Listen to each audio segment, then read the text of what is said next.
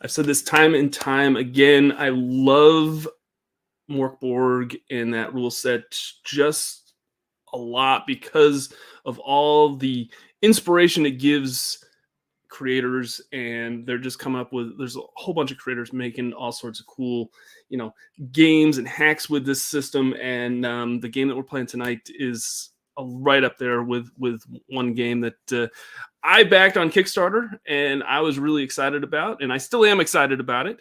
And we didn't get a chance to feature it while the Kickstarter was running, so I'm excited to have the guys from Rivethead Games to come on and run it for us. And if you like what you see, I'm going to tell you to go to rivetheadgames.com, and you can download the Ashcan, and you can also pick up the pre-order, if you want to pre-order it, because it's still, in that whole backer kit kind of phase of things. And we're going to give this Farewell to Arms Redux a playthrough, and you can determine whether or not it's something that your gaming group would enjoy. So stick around. We're going to have a lot of fun with the guys from Rivethead Games.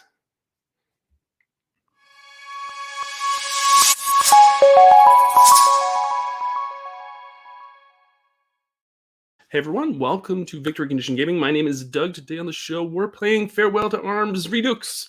It's a Mork Borg hack of a World War game, which is kind of really cool, and I'm really excited about this. I like I said, I backed this on Kickstarter.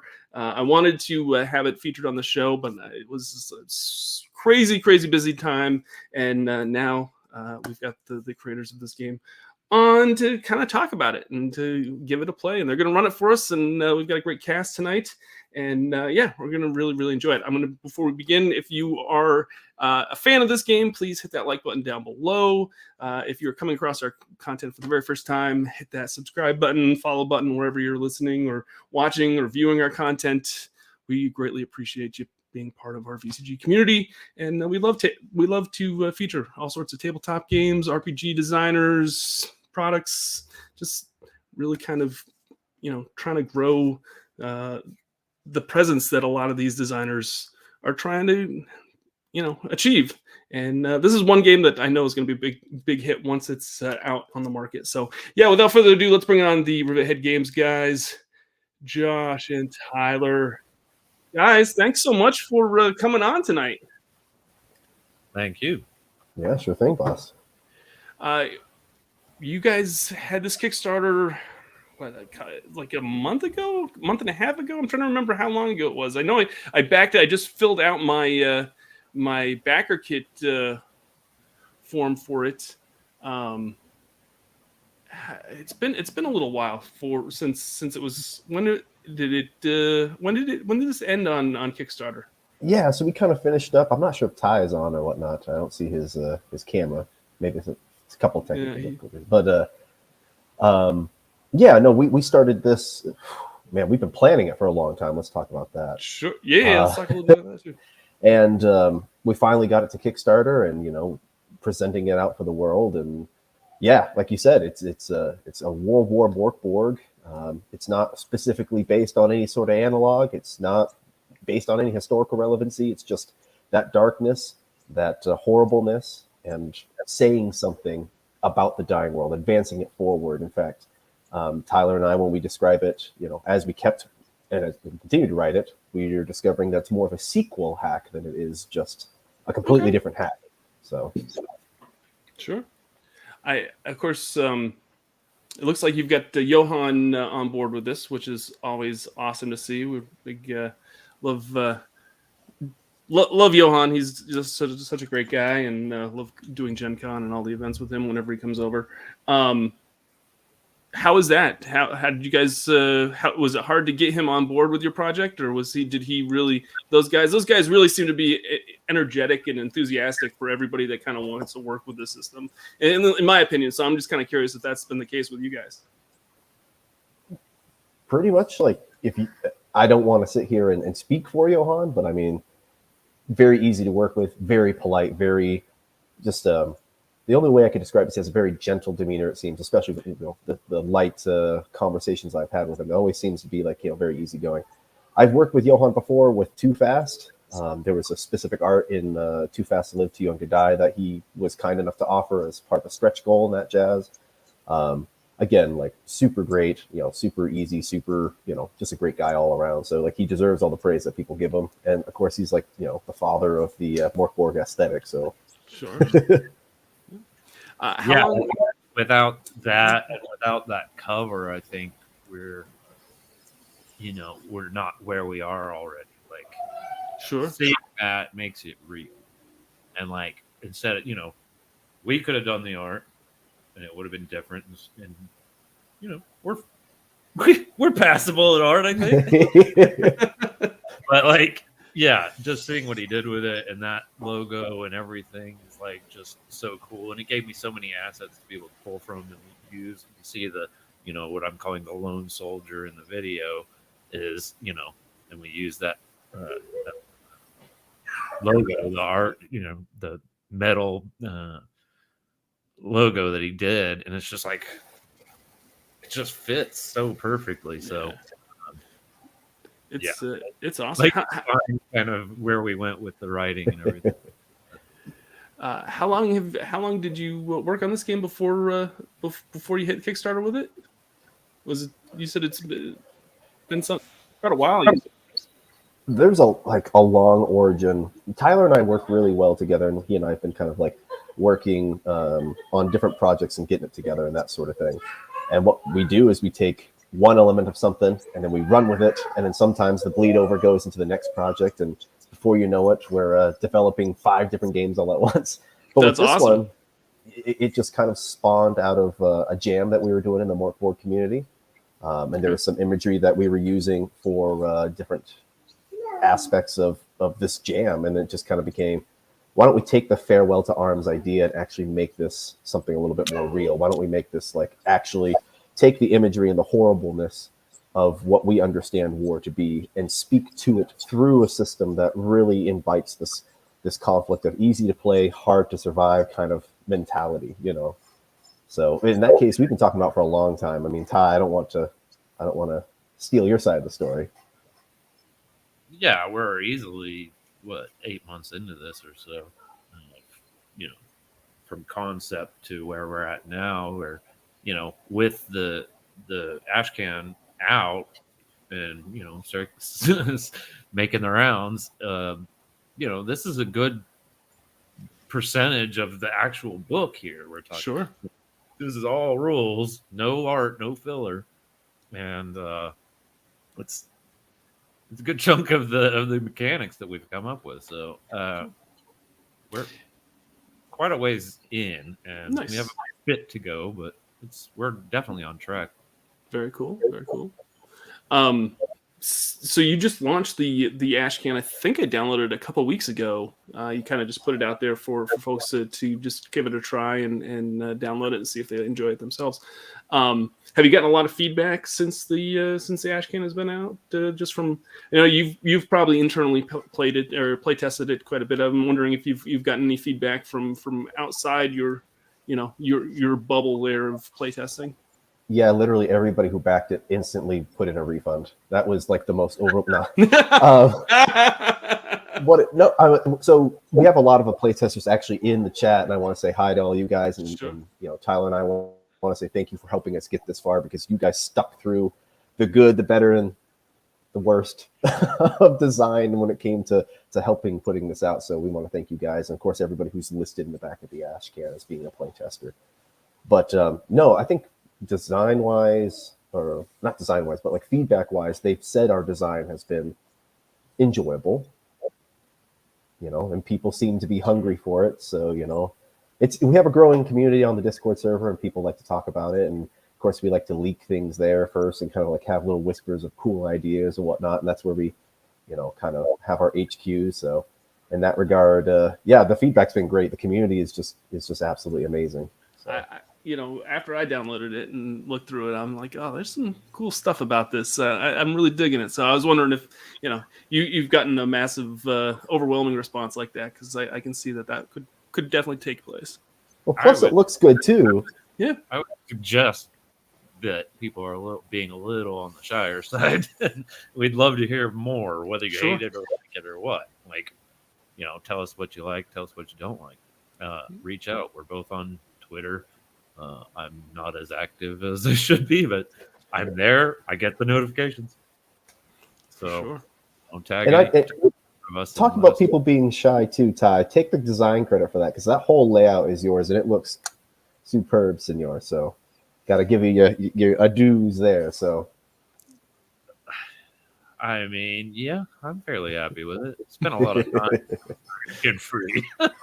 Nice. True. Nice. Very cool.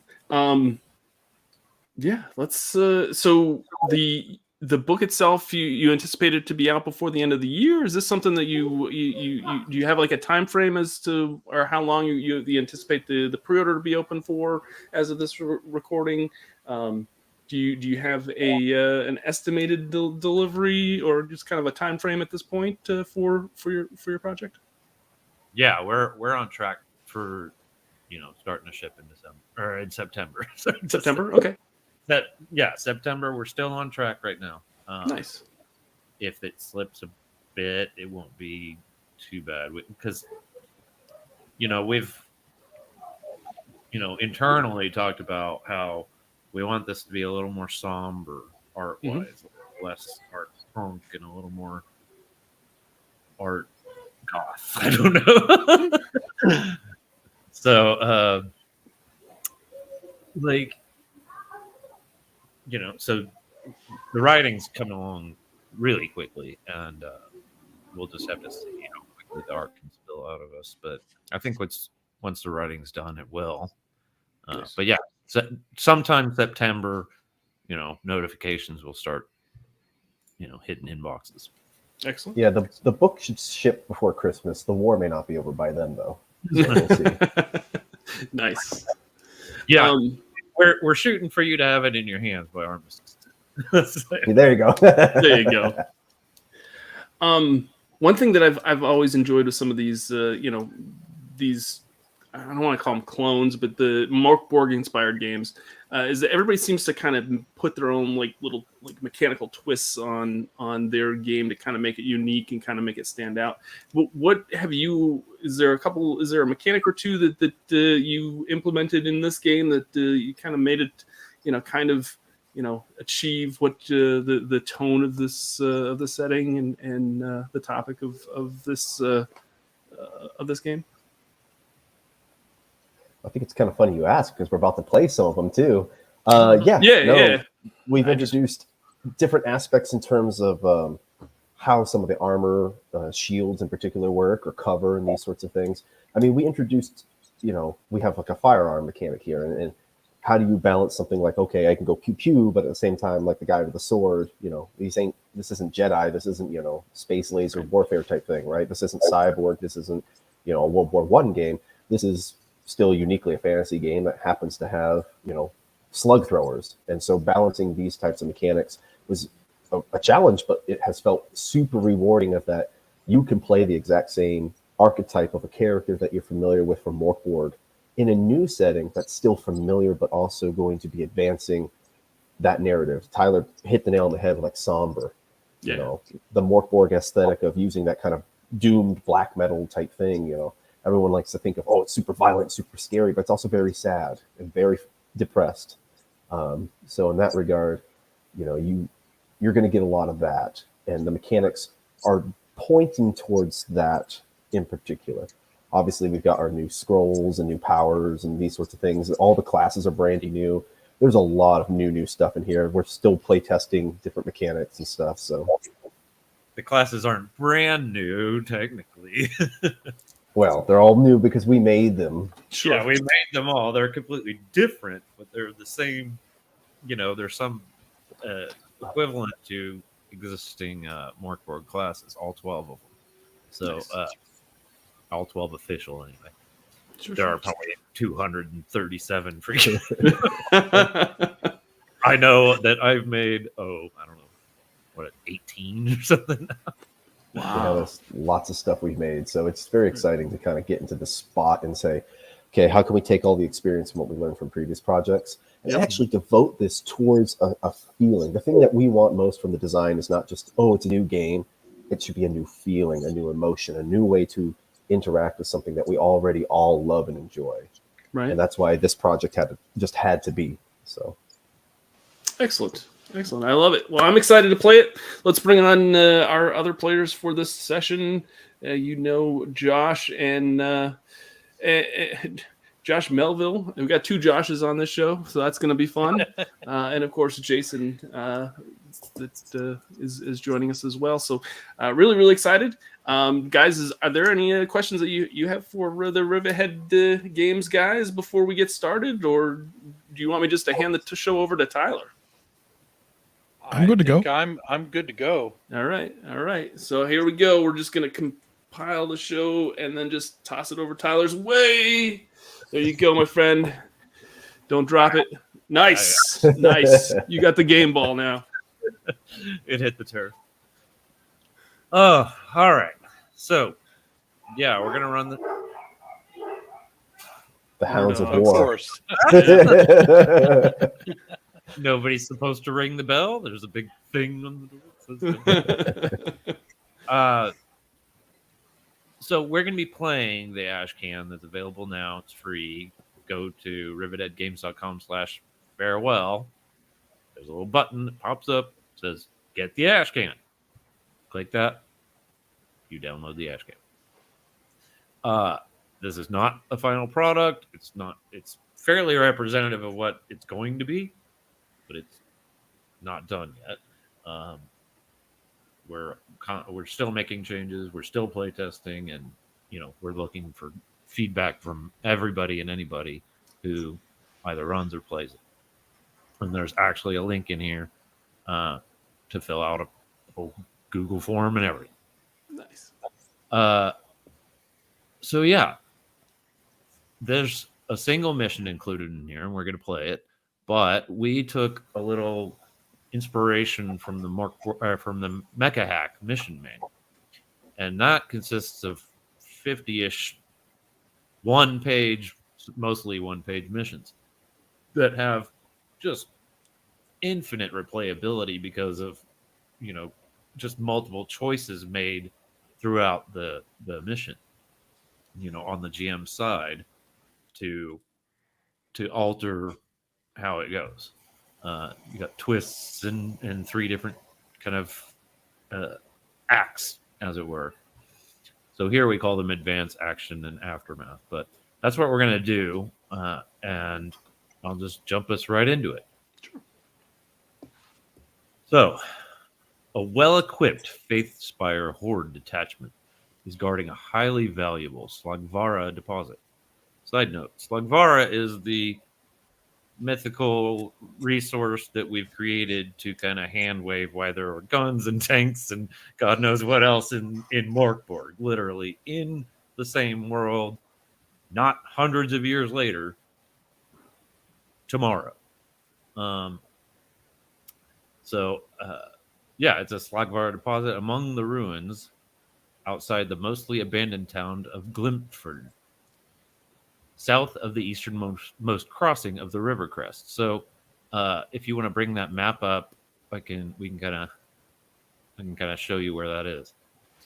So if you see river crest there, just below that ST, there's a little land bridge on the map, but that's actually, for this purpose right now, it's a floating stone bridge.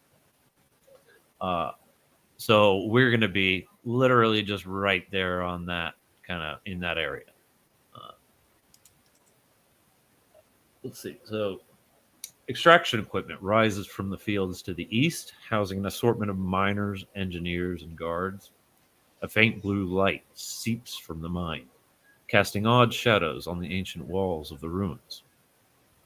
Raw slag is being transported north to Goggenbeck, across a massive floating stone bridge by a heavily guarded wagon convoy. Thin, dead trees poke up like fingers from the field's south, offering little cover for the operation. To the west, the Onda Sea works tirelessly to expand her marshy shores. So again, Lake Onda, it's not a lake anymore. The river has crested. And Onda is a massive inland sea that's becoming less and less of a sea and more of an ocean. So, as a Mad Miss squad in the service of King Fathmu X, approach from the southwest and prevent the Facefire Horde from harvesting slag, crossing the bridge, or reinforcing their position at all costs. So here we have, an intro briefing, a little short thing that tells you what you're supposed to do, and then, if the GM so chooses, you can tell you what your true objectives are, and that's paint some occult symbols on extraction equipment, calling in artillery strikes. That's how you communicate, right? We're not laying down wire and picking up a phone. So intercept the armored detachment transporting slag. Close or blow the bridge to Galgenbeck and fight your way back to friendly territory. These are your objectives. How you do them, it's up to you. So just to clarify, bridge, little town at the bottom of the bridge, mostly abandoned because it's kind of a choke point and people know shit's going to go down. Stuff's going to go down. There's your one. That's your one. And then directly to the east of that, just down a little, path is some old ruins, actual ancient stuff, right? That in the middle of this thing, they've found a Slaggvara deposit. And so they've got, set up kind of camp here and a mining operation. And then to the west, essentially Onda, and to the south, just death and plains. So no tourism. So for this quick little one shot we're trying to get done tonight, I'm going to go ahead and just say that you've already made your approach and you're in this town already. You've slept here with your little, made a little fire and ate some rations and daybreak is happening and you're just finishing your meal. You have your orders. What we would do in the full game is you would have played a political phase as the highest ups, and then a war room phase as the generals and choosing certain warlord orders and requisitioning equipment for your squad, and then go to the mission phase. But in the Ashcan, we just go straight up and say, pick a warlord order from these three, pick equipment according to what you've got. So we have 4 players, so you have 4 slog to spend, but they're not spent until you're actually out there. So it's like 4, that's your requisitions total that you can use. And then you have 4 actual chunks of slog technically to utilize that equipment in the field. So you have some choices to make. You've got Creeping Death, Ravenous, or Burn Them Out are your warlord orders. No, I'm not even going to bother telling you what they are. Y'all just talk amongst yourselves. What sounds good to you? Personally, I like Creeping Death. Go ahead. No, I was about to agree with you. I'm done with the damn rations. Let's just get the mission done and go home. Yeah, that's probably for the best, actually. We does anybody have any explosives? I don't. Nope. Okay, so what we need is something that's going to go boom. All right. So you're agreeing on Creeping Death, I'm assuming? If that makes things go boom, yes, that's what I'm for. Creeping Death it is. So somebody mark that. In the full game, we'll have a squad sheet that will show that that's your warlord order that you have for this mission. Okay, and then in terms of your slog allotment and your requisitions, you have some choices there. You've got a familiar Scarl the Pungent. You've got another familiar. What do they call him? Followers. Anachronism cradles the world root. You have access to a Richter's MG, a mortar, or an anti-tank gun. Now, the 2 followers cost 1 each. The Richter's MG costs 3. The mortar costs 3. The anti-tank gun costs 4. So you have you have that allotment of 4, and you're just going to kind of choose a total of 4 there. Sure. Do we want all our eggs in one basket, or do we want to spread it out a bit? When you're dead, it doesn't matter. So. So I can tell you right now, if you get an MG, I'm not going to be manning that because I'm a lover, not a fighter. I realize that makes me not belong in this world at all. But past experience has told me that putting a gun in my hands probably not your good idea.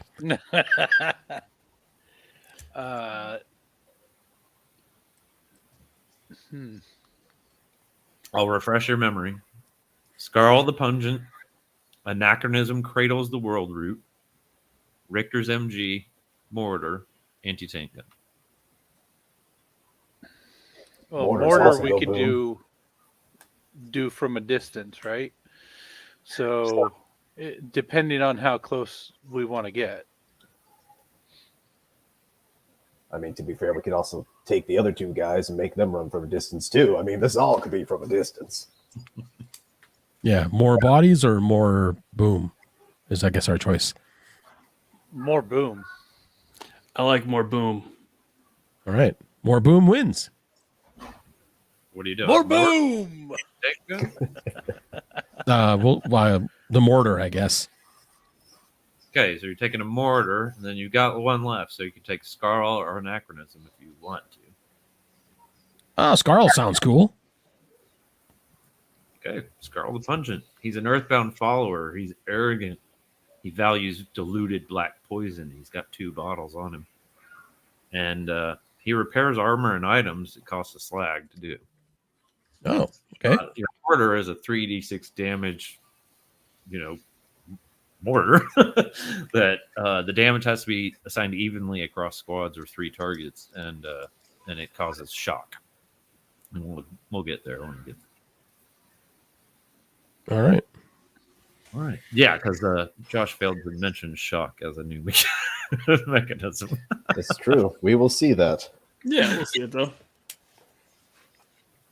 All right. So yeah, you're waking up in this town. It's deserted essentially. You see straight out, straight down the road to the north. There's the bridge. A little path down and out that's kind of older than these kind of cobbled streets in the town leads down into the ruins, and the glow is still completely visible on the walls, this blue glow from the slog that's being harvested. All right, so we want to sneak on this, I guess. We want to get as close as we can with the mortar, then do all the punishing and hopefully not have to go into melee, I guess, right? That's sound like a plan? I disagree with that. I tap my big old Zweihander. Nah, put me up front, boy. That's all I want. Okay, so Herod is going to be the distraction. Sounds like a plan. Is anybody else here a melee combatant? I have some. Yes. Yes, Some yes. What? I have like sharp. I have sharp talons. So yes, I have feel fingernails. Like, yes, I've got. So I'm an altered mercenary where I'm actually like part. Was it a falcon? I actually have wings. Falcon wing. Yeah. You're a bird man. Yes.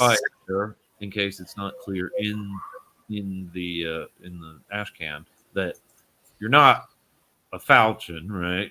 So the falcon wing, whatever, is in the what do you call that thing?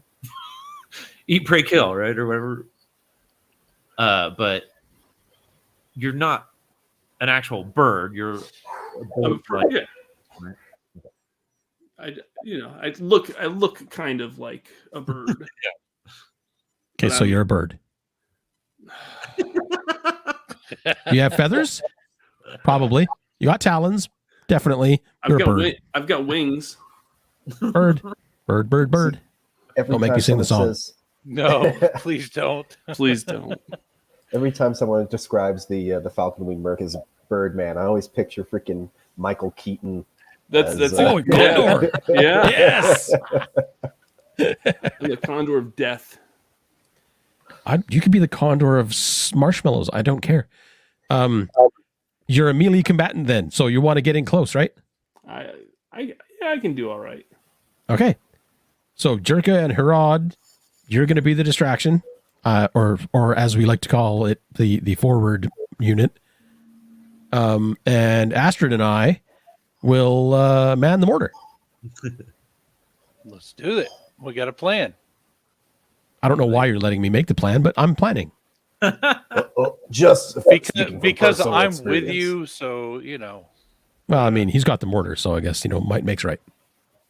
Just don't look directly into the mortar. That's a bad idea. Lost a lot of good friends that way. Well, friends. This end towards enemy. All right. Okay, so we want to, and this we have to stop this convoy, right? So By- you've got they're mining slag, right? So they've got this, they're pumping this stuff out or whatever. Like in the world, slag takes every, it's what do you call it? Transubstantiates or something. It's like it can be gas, it can be liquid, it can be solid, it can be whatever. It's everything from uranium to natural gas. Okay. So they're using some equipment to mine this stuff. Then in between, just kind of to the northeast of this town, along, they're kind of carving a road between to move this stuff from the mine to the bridge into Galgenbeck territory. Just across the bridge essentially is, a fairly sizable Galgenbeck army, the Horde. But we don't want them getting there. Right. But yeah, you don't want more of this fairly powerful stuff getting to this other faction. All right. Take out the convoy and do something about this mine to shut it down or stop them producing. Is this stuff explosive or flammable as a raw material? Sometimes. You know the, The answer perfect to that is there's non-committal only answer. one good way. There's only one way to find out. That's the best answer. Yeah. Yeah. I'm wondering what if we forego waiting for it to get to the convoy stage and just mortar the mine and see if we can't get it to do some secondary explosions and just blow the whole thing to pieces. I was just going to bring up that question. Either do we take out the mine, that'll slow them down. Eventually they'll send guys over.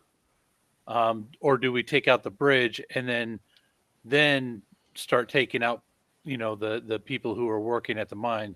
Maybe we can rig something up, or, if it's explosive or whatever, maybe we could try shooting some of it in a central location and see if it blows. What we could do is station Jerka and Herod somewhere like in the midfield, and then you and I hang back, set up the mortar, start lobbing shells at the mine, and when they send people out towards us, assuming they'll send people out towards us, as soon as they figure out where we are, then Jerka and Herod can ambush them in the middle, and then if needs be, we can abandon the mortar and go help. Okay. So we're going for the mine. I think that's a good idea. I have no idea. How do you blow a bridge up? I don't know. I'm a medic. Well, I'm just a gunman, so Yeah. I'm not a demolitions expert. I don't even want to be here. Honestly, I got press ganged into this whole war. So, there might be a way we could find something at the mine to blow the bridge. that is true. That is true. All right, but so do we still want to mortar it to try and draw them out then? I mean, did you come to this war just to... Oh, you said you did come to the war to right. Never mind. Well, that answers my question. Literally, that is why I am here. Oh, God. I'm here because I don't want to be here. You're going to be sitting here. Dear diary, I'm trying to heal a man who's has a ruptured hematoma. Yeah, that's basically my letters home. Yeah. All right. We're all doomed. And yet you're letting me make the plan. Oh, yeah, because why not? Just put you You need somebody to blame, right? That's right. Exactly. put you a little more micro in where you're at. There's just kind of a one road town here. Yeah. Stone and straw buildings on both sides. Some 2-story, some one, some little shacks, lean-tos against bigger buildings. So you can see the ruins and everything, but you don't have clear view from where you're at of the actual mining operation of, whether there's activity going on down there or not, because if you can see them, they can see you, right? Sure. So I do have a pet raven. Can I send it ahead to scout for us? Yep. You'd spend a power. You can't call Jerka a raven. Wrong bird. Oh, sorry. Jerka doesn't have 3 eyes. Well, not that you know. I don't want to know where his third eye is. So is that what you're doing? You're gonna spend a power Yeah. to Raven up? Yeah. And he's heading east towards the ruins? Towards the ruins. Okay. Yeah. Yeah, you see, the first thing you see is that this, it's just this kind of ancient rocky road. Jesus Christ, rocky road. Right. I mean, so, and it just goes down the hill from the town. It's barely used. There's some, little skulls and stuff strewn about. Of course, it's Mork Borg. And there you see, like, rising out of the ground just a bit, a couple men high, is a, some kind of contraption that's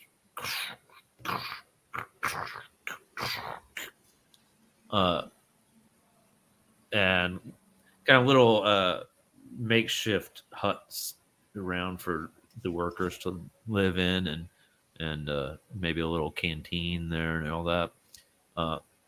Surrounded just on one side in a crescent are these ruins, cracked and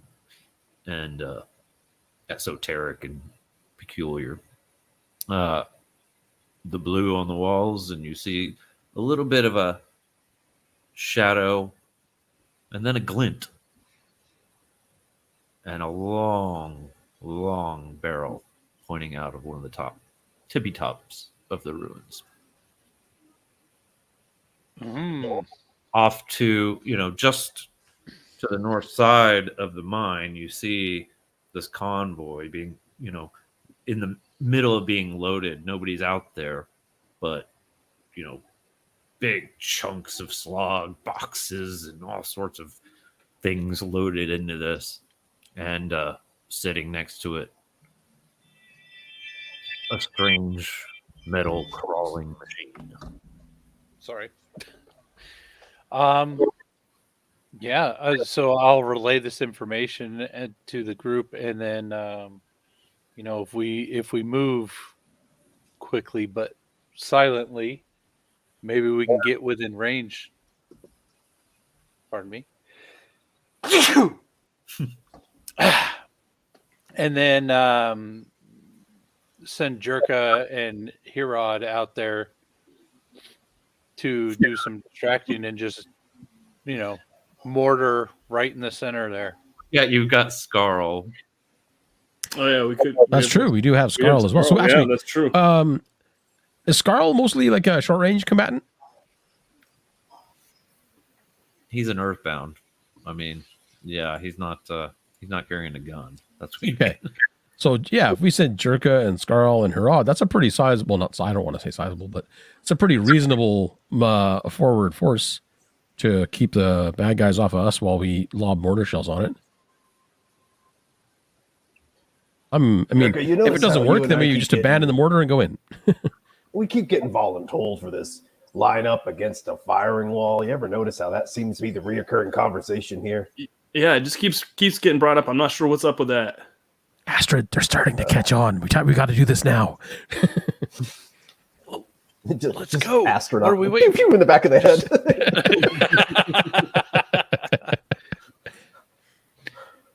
All right. Well, let's go and kill something because I'm getting Yes, tired please. sitting here. I would like. Now, if I have to eat one more of those darn biscuits and chip another tooth, I swear. Yeah, I did neglect to mention that it seems like people should be awake this morning, or waking at least, to start working on the mine, or at least be hanging around the canteen getting breakfast, but there's not a soul to be seen at the moment. That's Really suspicious. quiet. Yeah, that's not right. Well, they'll definitely wake up once we drop a mortar shell on them. Or they may not wake up at all. Well, I mean, either way. I feel like it's winning either way. All right. So we will approach through as much stealth as we can manage. How large is a mortar? Is it like a regular, like just a tube with a bracket? Or is it like this big wagon mounted thing? I don't know. So essentially, we're just hand waving gunpowder into existence via slog, right? Right. So every time you use the mortar, it costs you a slog. You've got 4. So you've got 4 shots with the mortar, mixed with whatever the hell you want Scarl to fix, would be how you spend money on him. Okay. Or not money, slog, right? Yeah. Your warlord order is free, but it's a one-time deal. Okay. And yeah, it's a singular mortar that causes 3d6 explosion. Okay. I think we'll approach through as much stealth as we can manage, and assuming like we can get into position, we'll start with the mortar and then maybe use the warlord order afterwards as needed. I got an idea. Does anybody have any white fabric? I mean, I have bandages. No. We could hang a flag. I come in peace, and then as soon as they get close enough, I'll just slice them then you just then we can. Could do that. You want to misuse the truce flag? This is war, buddy. Is anybody actually moving forward, advancing at this point towards trying to make your way down the hill here? Or are you somebody? No, we'll be walking and talking at this point.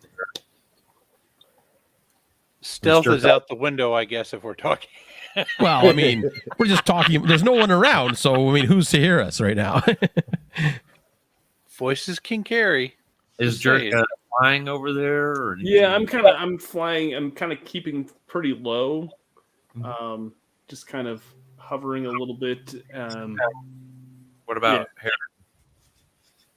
At this point, Herod is just, is getting angsty. His bloodlust is starting to give him the twitchy fingers, and he's just waiting. It's like, he doesn't even care if he takes a bullet. It's just like, okay, fine, something.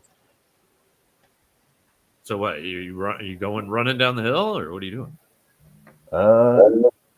Now I'll try stealthing down. I'll see if I can get to one of the nearer ruins or something, and kind of bound from the grumpiest stealth roll ever. Yes. Yeah. Okay. Why don't? Okay. So Yurka, you give me an agility roll. Okay. Grid, give me a presence test. DR 14. And you wanted me to make the presence test? I'm sorry. Presence test, DR14. Yep. Oh, okay, gotcha.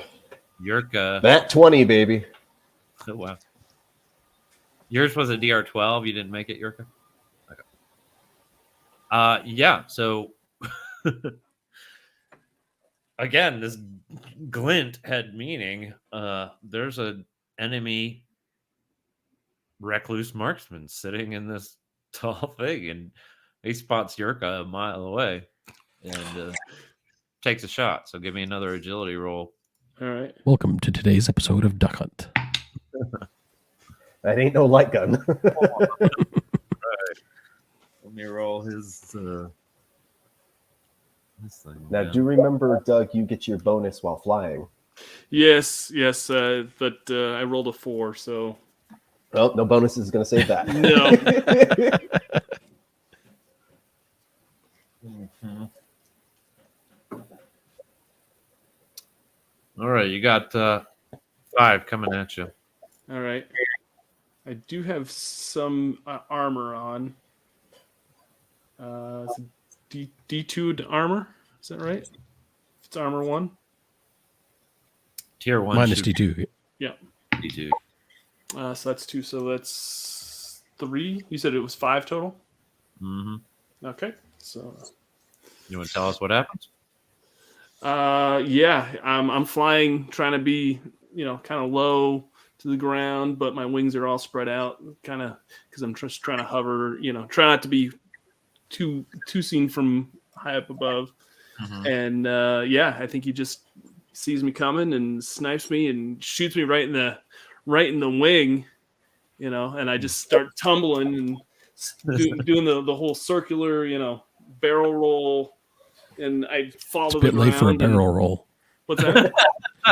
The barrel roll is supposed to be the dodge. Oh no! I started to go to the tailspin, like the tailspin. Head over heels. You Yeah. get head over heels, and then I just fall to the ground, and with a thud. And I've got a wing. I've got a shot at wing at this point. Oh, nice. Herod, yeah, you're essentially invisible for the next little bit. You can make it all the way into the ruins and start picking your way through them, not even worrying about whether you're making noise. Can I spot where that sniper round went off? Yeah, I mean, the glint was there after it had shared this info with you. You know where it is, and then he just set a shot off. We don't have silenced Right. weaponry in this game, so. So yeah, Herod is gonna, he kind of takes his helmet strap and he pulls it super tight, because if it doesn't lock his jaw, he'll just keep being grumpy. And then he pulls his Zweihander out, and he goes into the ruin, starts kind of poking around, waiting to see if he can see this dude. And as soon as I see him, it's just gonna be. All right. Why don't we jump to their actions first? So where are we at? Burley odds? Dude. It's your game, dude. I just rolled the dice. Oh my gosh. All right. Burley odds, okay. How far away is Jerka from me when he splats? 50 yards maybe. Okay. I'm going to sigh heavily at Astrid and say, okay, I'll be right back. And then I'm going to race off towards Jerka and see if I can reach him. Real quickly, though, were y'all setting up the mortar or no? We were until Jerka decided to be a Mutual of Omaha moment. Did where were you setting it up exactly? Like in the Just on the edge of town, I was thinking. Like in the little village that we stayed in overnight. I was thinking just like once we got past the outskirts of town, just to have the town as backdrop to fall back to, kind of thing, if we needed it. So like on the east side? Yeah. Okay. All right. Just clarifying. That sounds terrifying. All right, so you're going to see if you can render aid? Yeah, I'm going to attempt to reach Jerka and see what I can do to fix him up. Okay. And you're a medic, I'm assuming then. I am, yes. I am an arcane medic. Nice. What kind of arcane medic are you? I have leech therapy. Ooh. Nice. So again, this one's a little hard to write. These leeches are damage soaks, so they work after the fact. So you put the leech on, and then when somebody takes damage, the leech dies. If they keep it, if they choose to keep it on. I also have a field dress kit though, so. So yeah, you're welcome to give it a shot, and that's DR8 toughness roll. Okay. And I rolled a 13, so I'm good there. Nice. And it heals D6, if I'm not mistaken, yeah? If I remember right. I don't know, Josh. Yeah. I mean, it stops bleeding and heals D6 hit points. Nice. So you get 6 hit points back, Jerka, while I wrap you up like a friggin' mummified bird. Just my wing, though. It's just my wing. Can I also slap a leech on his back? Yep. Okay. So while I'm bandaging his wing up, and I'm like, don't look at this. It's gross. Don't look at this. It's gross. I'll reach into my little bag of leeches and I'll take one out, and it's just like large. It's got like a mouth like this on it. I'm like, okay, I'm going to give you an injection, and it's going to sting for a little while, but you'll feel better afterwards. And then I'll like part his feathers on the middle of his back and just smack the leech right into the middle of his back. If it starts to feel like it's wriggling, that means it's working. Nice. It's like right in the spot where I can't see it. Yeah, like if you were to reach over your back, you're like, "What is that? I can't find it." Put that one middle spot. Huh? Nice. And that will be my round, I guess. What's Astrid doing at the moment? Astrid's going to finish setting up the mortar. And I guess stay with it because, we got to go cure the bird. Burley Oz buggered off on you. Yeah. So my raven will just hang here. I'll give you another new rule. As an action, you can aim. Spend a round for either -2 DR to hit or +2 damage. I will aim. Nice. Good. All right. Let's go back to Herod. We're going to give him another turn here since he got a nat 20. You come up on this. You've like just run in this place, and nobody freaking sniffed you. And you're standing over this recluse marksman. He's looking down the scope and writing poetry with his other hand. He doesn't see you. He's only using his rifle one-handed, huh? Well, he's looking down the scope. Yeah, I guess I'm gonna keep my stealth sneak up behind him, and run him through. All right, give me a strength test. Ooh, that is a nat 1. I'm gonna omen that one. Sneak. Omen a nat 1. I am gonna omen that nat 1, baby. Yeah, I'm really stealthy up until it's like, I get to kill. That offsets the 20, buddy. It's like stuck in the doorway, like, crap, it's too big. 16, senor. Oh, God. Are you really gonna omen a nat? Of course I'm gonna omen that one. You ever played this game before? Okay, well, have fun here. Shh. I thought this was a game, not an activity. All right, what are you doing with your 16? I stab him through. I'm assuming I hit. That's going to be 10 with impact 2. Stabbing a guy with a Zweihander? Oh, hell yeah. See, I go over and I tap on his foot, and then he turns around. I just go. Nice. Just rough. Give me the damage roll. I already rolled a 10 with impact 2. All right, nice. Wait, what? With the impact 2. So one of the new rules. I don't know if you want to explain the impact. Where did you stab him? Oh, just right through the eye. Just right through. Just with a Zweihander? Just very gingerly. It's like stabbing somebody in the face with a chainsaw. Pretty much. Hey, if he wakes up, he won't be shooting at anyone anytime soon. No, that fair point. Very true. Yeah, and his sniper rifle just kind of like tumbles out the window and cracks into at the bottom of the ruins there. Ah, Nice. shit! I was trying to be quieter. Whoops, that was my one. I think I've already broken that rule. All right. So we are, again, everybody that was visible to you is now dead. The one person. Something's not quite right. Something is not waking these people up. Is this a trap, maybe? Like, are we being It's set up? always a trap. It's always a trap. Just you know wondering it's- if, like, If you know it's a trap, it's a face off.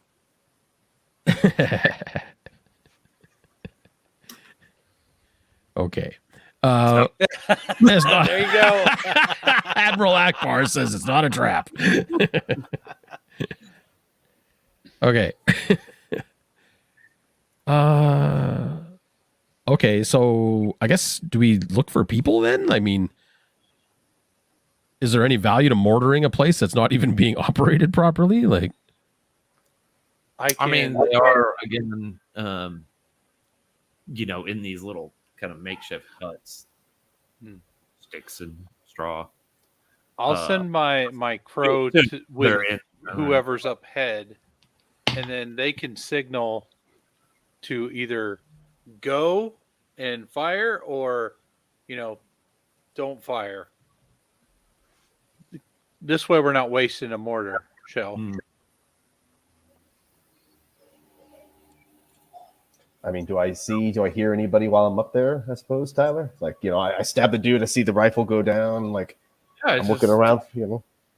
Way more quiet than y'all expected. I mean, there's just the constant chum, chum, chum of the machinery, but other than that, these people are not at their posts essentially.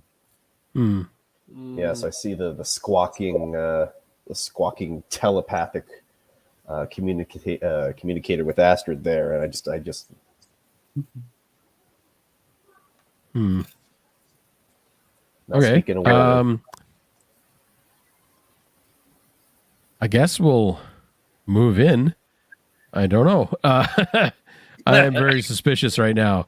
The timidity, it's confusing for me. Well, like we'll move in and start looking for people. See if we can find somebody anyway. Even if they're like, if everyone's asleep, I'd like to know if they're just asleep or if they're gone. Start searching, I guess.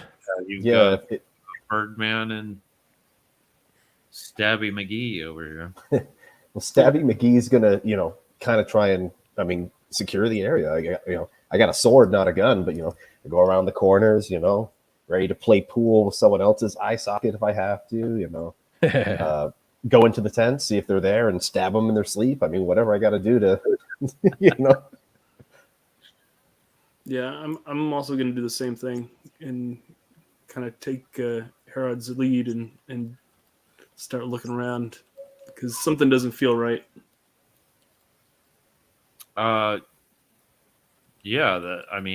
So which one of you is actually going to open a door to one of these huts?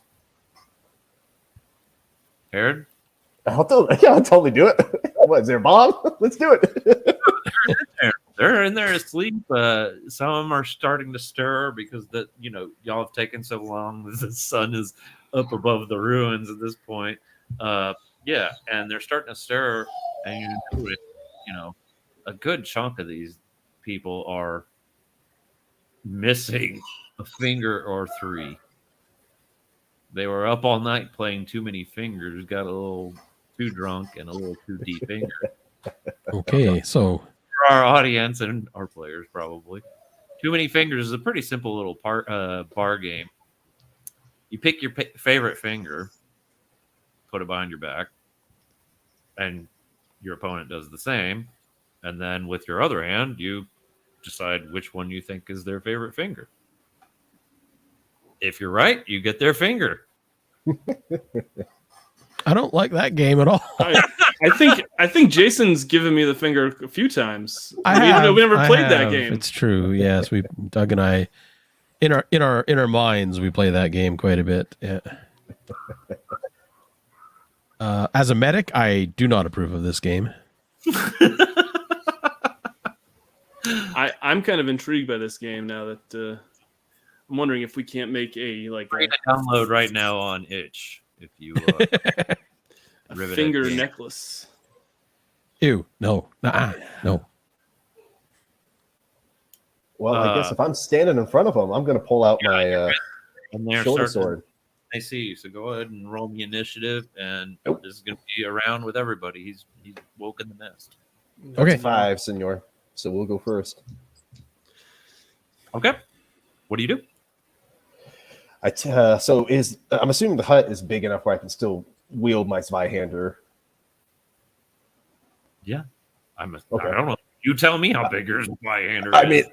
I mean, it's very, very large. I'm just gonna say that 6 inches and you tell me it's 12. I mean, it's the biggest Zweihander you've ever seen. Takes 2 hit now. No, I'm just gonna The biggest Y that's ever handed. Yes. As I see the guys getting up, Herod is gonna sit there and be like, "Wakey, wakey!" and just start swinging it at everybody in sight. all right. Yeah. Roll your strength. 19. Whoa. Very Nice. Yeah, I mean, the first guy that kind of pops up when he sees you, he holds his hands up like this, something like this. You take off both hands and his head with it. Yeah, Herod is like, "You all were playing too many fingers. I'm playing too many heads." All right, let's jump to Yurka. What are you doing? You were close to town, right? Yeah, I was close to. I'm gonna hear the ruckus that's going on in that hut, and I'm going to bolt for it and try to just charge in and support Herod as much as I can, because evidently he started the party without me. Yeah, you can rush in and attack. Yeah, let me. I'll start kind of as I get closer. Maybe I'll try to use my wings to kind of force me into the door a little bit, and I'll just start using my talons to attack the guy that's closest to Herod, just because. Can you tell me real quick? You rolled a Mork Borg weapon as well, right? I did not. I've got a malevolent rifle and a shield. That's what I've got for weapons. From okay. All right. Yeah, you're actually supposed to roll D6 on the Mork Borg weapons table. Oh. Altered mercenaries cannot carry ranged weapons. They can carry ranged weapons. They can't carry firearms. Oh yeah. Okay. So I rolled Can't a fly 5. and carry a rifle at the same time. I mean, come on. I can try. Maybe that's how come you got shot. You're trying a stupid rifle strapped to your back. That could be. That could be. So I rolled a 5 on that one. And what is it on? That's a Warhammer. Oh, it's a Warhammer. Nice. Okay. So yeah, you get a Warhammer, so you can pick between your talons and your Warhammer. Yeah, I think I'll just use my Warhammer because I don't think my talons are all that much. So yeah, I rolled an 18 on that roll. Nice. All right, roll the damage on that. And it's a 2. So yeah, somebody's in bed and you just smash his left leg into a little freaking bits, and he's like, "What the hell? All these fingers and now my leg." Bad gambling day, really. All right, what's going on? Who's acting? Berlioz and Astrid. I am just going to take aim with my rifle, but I'm going to wait. Okay. I want to see what exactly is happening. Yeah, you've. So you have your aim, right? Yeah. And yeah, people are starting to kind of drunkenly, sleepily start coming out of these huts one by one, several by several. Okay. You know, when you're looking down there, it looks like a fair amount of workers intermingled with some grunts, and probably about 2 squads worth of grunts you see already milling about, just trying to figure out what the hell is going on. The workers are piling into, the ruins and into the mine because they're not armed and not so fingered either. Yeah, I think I want to wait and see how this progresses before I take any shots or anything. Okay. Yeah, you'll retain your aim then. Okay. Barrios. All right. I'm gonna follow Jerka in, I guess. And I'll come into the room behind Jerka and wherever Harad is standing over their mishmash of body parts flying. And I'm going to rip the sleeve off of my military uniform, and it just kind of flops down a little bit, hanging underneath my arm. And there's actually a war scroll there, and I'm going to start reading it, and just be like, just this really foul language, just like, and then I'll just gesture at the room, and that one is for whom the bell tolls. Oh, nice. So everybody within 30 feet of me suffers shock. Yep. Wait, That's all of you. that's all of us. Dang it. That's everybody. What's it? Yeah. So this introduces shock. It's a good mechanism. Hopefully you all read to roll it when you started as well. So if you're at 1, you've got the shakes. If you're at 2 starting, you're at primal fear. So everybody right now is going to roll toughness DR14.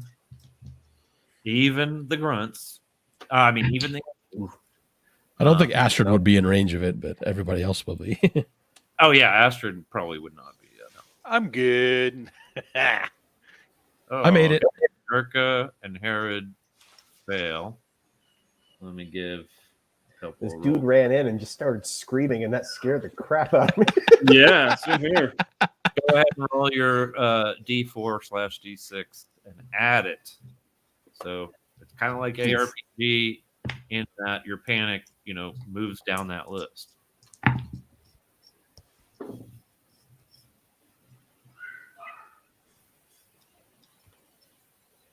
I got a 4 on my shock, so that brings me up to 5. So I'm now in blind fire. So yeah, I rolled a 7. Do I still add them together? How'd you roll a 7? What? You roll a D4, sorry. Oh, D4? Oh, okay. Yep. So I rolled a 4. Sorry. I thought it was Overachiever. D6. Sorry. So if you're at 1 or 2, I'm at you 1. roll D4 and add it. So that's going to put you at blind fire as well then. Yep. All right. Yeah, go ahead and roll those for me. So since I don't have a ranged weapon, I'm assuming just go ahead and take another swing. Yeah. Oof. That's 10 total. Just trying to inspire you guys. Jeez. I know, right? You scared me into killing faster. So yeah, you don't have ammo, so you're kind of, this is less detrimental to Herod, and Yurka doesn't either, so you don't really pay as much as a price here. Did you hit on that DR16? No? Okay. Cool. But yeah, now you're at 5 until you find some way to alleviate that or take more shock. You're going up or down, all right. And yeah, enemies around you take shock too. You see some people panicking and running away screaming. You see some, just starting to shake a bit. You see some like dropping what weapons they had. Yeah. And Berlioz passed that test, Yes, I did. I was my attempt to inspire more out of them, and they both missed. So, oh well. All right. All right. And now it's their turn. And the vast majority of these people are either unarmed workers who are running for their lives or unarmed soldiers who are missing their trigger fingers. I was going to say, what's the odds that any of them still have a trigger finger? So let's we're gonna roll here. Everybody let's see.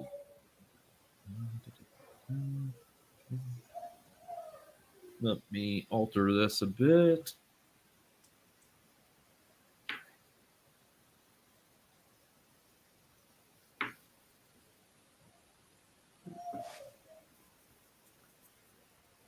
All right. You got Herod, you got 3 damage coming your way.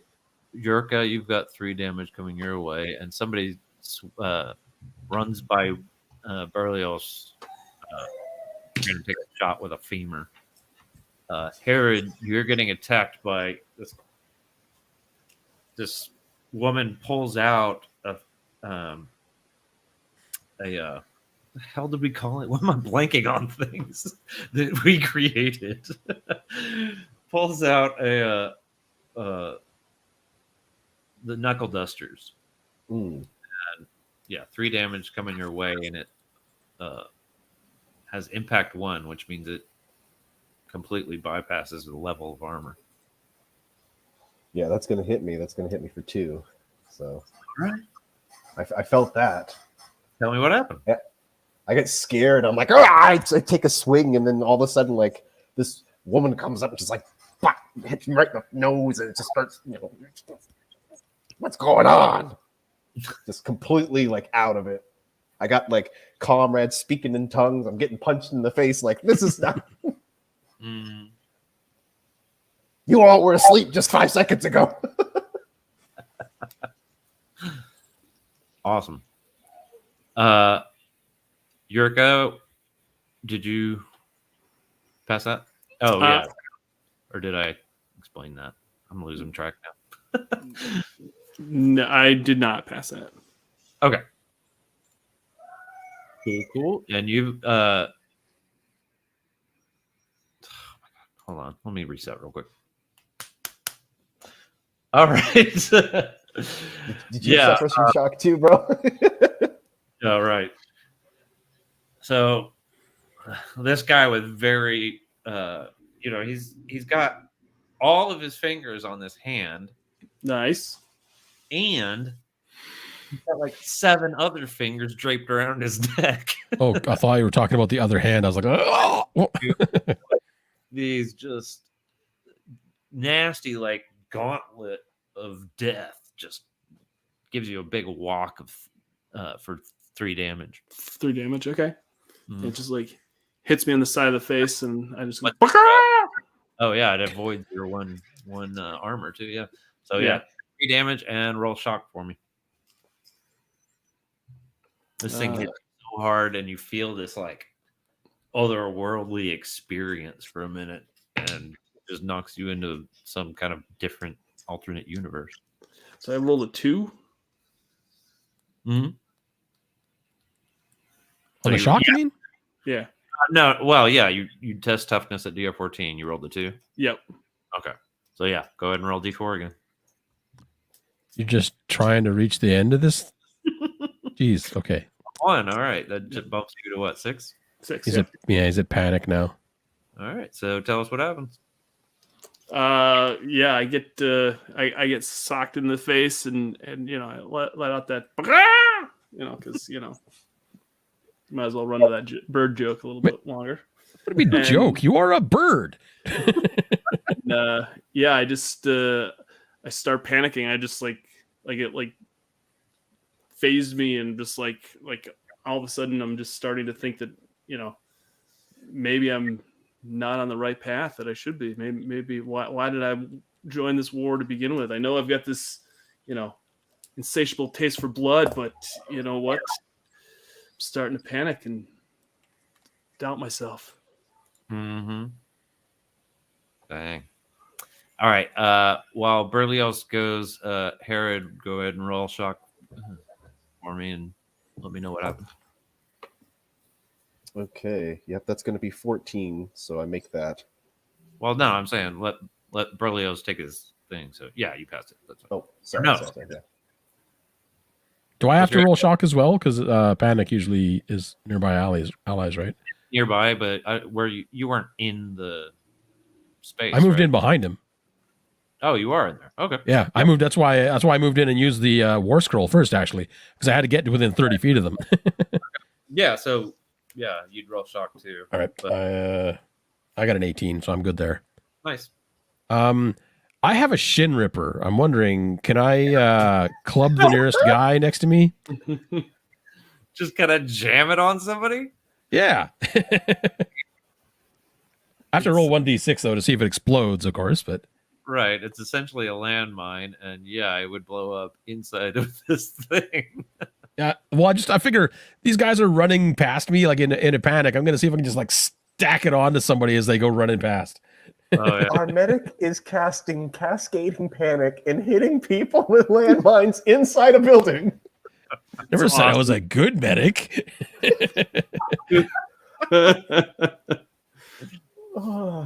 I mean, Job security, boys. Yeah. If there's like he can't see any of this. I'm assuming I'm just gonna fire this freaking mortar at these guys. Something's taking too long. Just gonna have to fire it. they must all be dead. The time to fire the mortar. Are you? So you're gonna do it?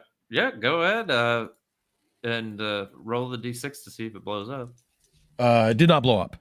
Okay. I rolled a 5. Oof, that's close. Is it going to go off immediately, or like is it like a contact mine or what? I don't know. I mean, if anybody in Mork Borg could read or write, it would say point towards enemy, right? Well, that's what I've done. I have followed the rules. I pointed it towards an enemy. So yeah, as he's running out, you're sticking it on his back, right? Yeah, just as he goes fleeing outside. Yeah. Yep. Go ahead and roll the 3d6. Okay. 9 damage. that Astrid would see. This random person running out trying to claw something off their back, and all of a sudden just boom. You got what? 9 damage? 9, yeah. Okay.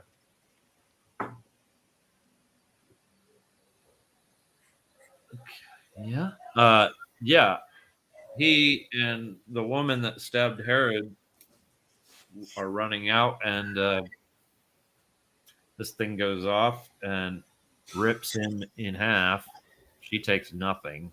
Just keeps running. Covered in the gore of her ally. Holds her head in her hands and starts to grab her knife and aim at her head, but something wakes her and she keeps running. Building just kind of collapses back around you all. Some comical kind of Rasputin kind of, or in the village kind of thing. Like you're just all down. The leech also heals Jerka for 2 points. Oh, nice. Oh, nice. Okay. Do you leave it on? Oh yeah, I'll leave it on. Yeah. Well, no. He makes the decision. Oh, yeah, I think I leave it on. He's like, what is this thing on my back? Ah! After the last thing you saw him put on the back. Yeah, exactly. Right. The last thing I slapped on somebody's back blew up. But yeah, you realize you should have taken more damage than you expected, and you reach back and finally find this thing riddled full of your blood. Your new friend. And do you want it on or off? I think I want to keep it on. Okay. Go ahead and take a -1 to shock. Okay.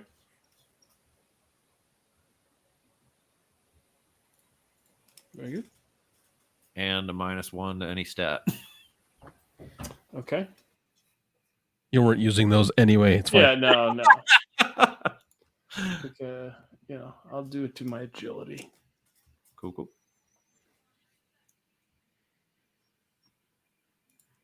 All right. So yeah, you've just cleared the area. People every which way. More, these squads are starting to form up. There is no squad left of the one that was in this hut. It's just one single female soldier running and not looking back. Okay, so we've accomplished shock and awe. Excellent. Yeah. The other two huts, though, have kind of congealed and coalesced into a working squad at this point, and they're starting to figure out what's going on and pointing weapons your way. So, I know we're live. Does anybody need to use the restroom or anything? I'm good. I'm good at this point. I'm good. We take a 3-minute No, thing? go for it. Sweet. All right. I'll be back in just 2 seconds. Sure. This would be a good time to remind folks that if you'd like to pre-order this game, let's show the... In my defense, I did not realize a Shin Ripper was a mine until after I attached it to that person. Yeah, I figured that was probably the case. I was like, oh, okay. Well, that is very interesting. It just sounded like a really cool weapon. I was like, I'm going to use a Shin Ripper. Hey, way to commit. Yeah. Right? If you'd like to pre-order, you can go to rivetheadgames.com /farewell and pre-order this. You guys unlocked a lot of content for this game in your Kickstarter campaign.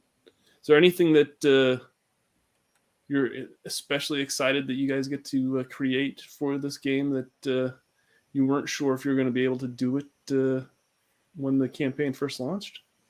Well, I think the one thing that we're both really excited about, especially, is the character generator by Carl Druid. Once we kind of get everything written up and then send that off, like that click of a button facilitating the play, it's going to be so much fun. Yeah. Like, oh, your dude got to, I guess your medic decided to use a Shin Ripper indoors. Well, okay, we're all clicking new characters now.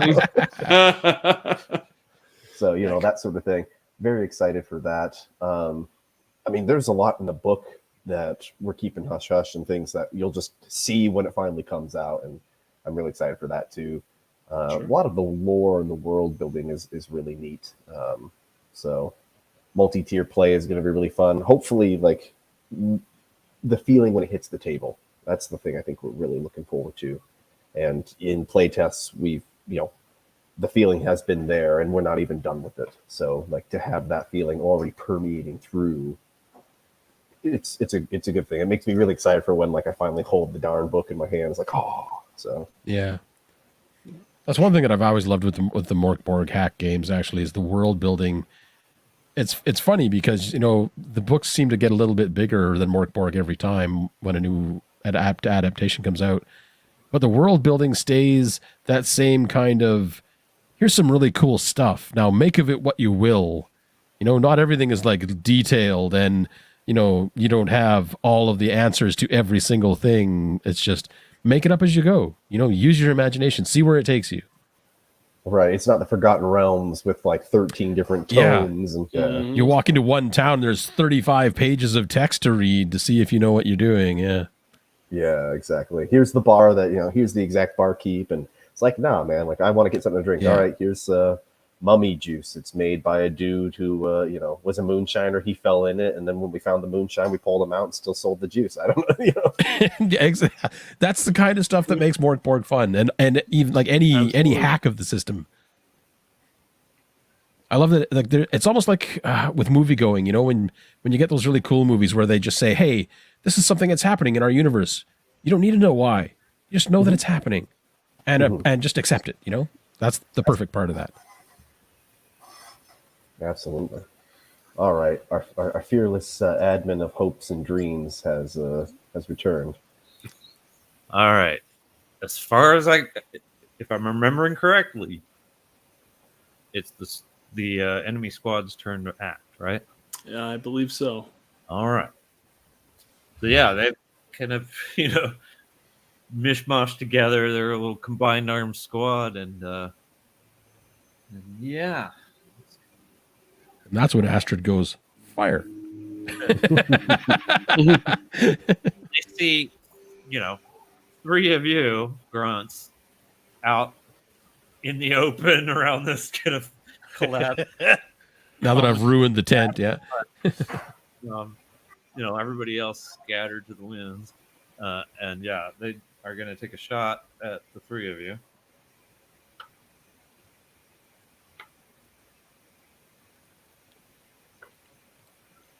All right. Yeah, they fire. You have no cover. You're out in the open. It's 3 damage coming at Berlioz because they see, they see some bandages hanging out of his thing, and they want to kill the medic first. I will accept 3 damage because I have no armor whatsoever. 1 to Yurka and 1 to Herod. You said it was only 1, right? So. Yep. Right. Yeah, my armor's going to block that regardless. Yeah, same thing with mine. Didn't make the dodge roll. Not with heavy armor. That doesn't happen. Berlioz is just staggering from hits like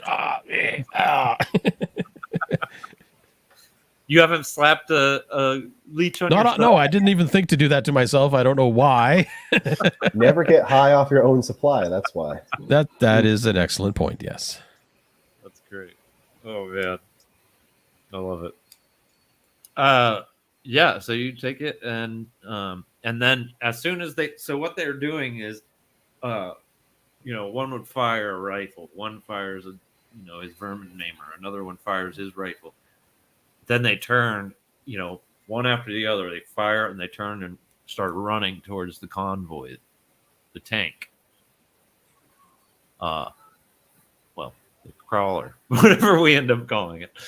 For all intents and purposes, it's a wooden piece of, a wooden house with some metal tacked on and some kind of peculiar slog-based engine attached to it. So yeah, it's fire, move, fire, move, fire, move, and the rest of them with them. So they're headed, from the mine to the to this crawler, and it's just right there. What do we got, Astrid? You gonna take a shot? Astrid's gonna fire at the crawler With the mortar? with the mortar. Nice.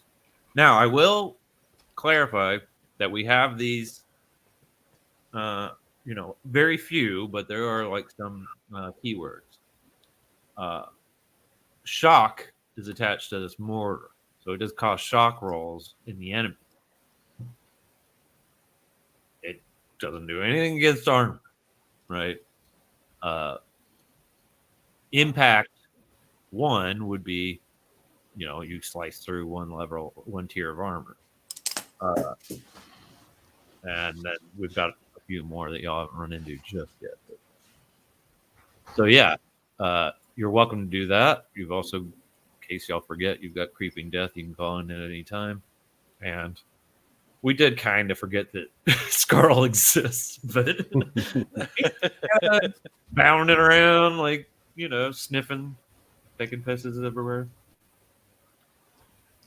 Yeah, I'm gonna see if I can at least stop the crawler. Keep them from leaving, then they can unleash the Red Death. Nice. So 12?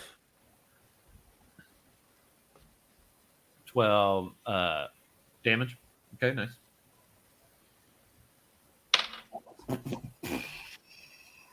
Roll the armor. Oof.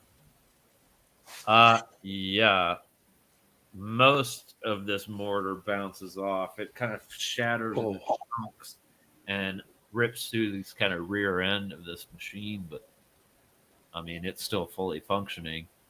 You do kind of see it for what it is. This thing, like the way it's painted, the way there's like blood spatters on certain spots. Like this, these machines are legendary. We share stories around, small fires where we're trying to keep from being spotted by enemy marksmen of these beasts. This is Griftbane. It's killed more grift grunts than anything on Earth. Most of them ran willingly at it, granted, but I mean, it killed a lot of people. That works. Yeah. All right. Let's not add ourselves to that list then. All right. Who's going next? Do you need us to roll a new initiative or? No. Okay. They're running towards the thing. They're not. Well, I've got a solution. How far is the crawler? Just, dozens of feet or so. Like they're just literally running from Then Herod has a solution for that. the mine. Huh? Moore's Herod's got a Whitehander? solution for that then. Moore's Zweihander. They don't call this the tank slicer for nothing. The tank slicer. Oh, Just did you say goes running tank? for I legitimately thought you said taint. Oh, I was just thinking you were going to be like splitting them up the middle from behind or something. I was like, okay, all right, here we go. it. No, that's what we call it back at camp. You're farther away from the tank than they are, right? Mhm. So there's no real way for you to reach the tank before them. But if you want to do that, that's fine. We're just kind of advancing the timeline a little bit where they're already at the tank. Then. So you might want to confer with your squad mates. I mean, if I have to, I'm run fine through with them, I it don't either care, way. you know? Yeah, I'm good. I'm with good. it. Yeah. All right. Yeah. They scramble into this thing, and another one, hitches this wagon or whatever that's carrying Slug to the back of it, and it starts trying to.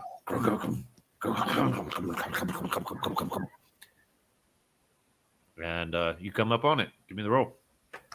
All right. Oh, dang it. It was cocked. I'm going to re-roll it. It was a 20. All right. That one's only going to be a 10. No. Don't forget, omens exist still. I only had one omen, so I spent my last one. I spent my only one. Two. They can give you one. No? All right. Oh, omens? Omens for the poor? I only have one myself. I'm holding I on only to have it for I when only do have something one as dumb. well. I'll give you my omen. That's fine. I'll let you have my one.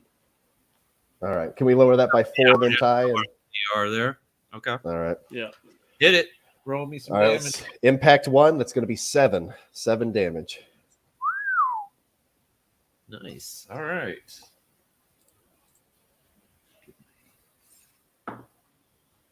Oh, wow.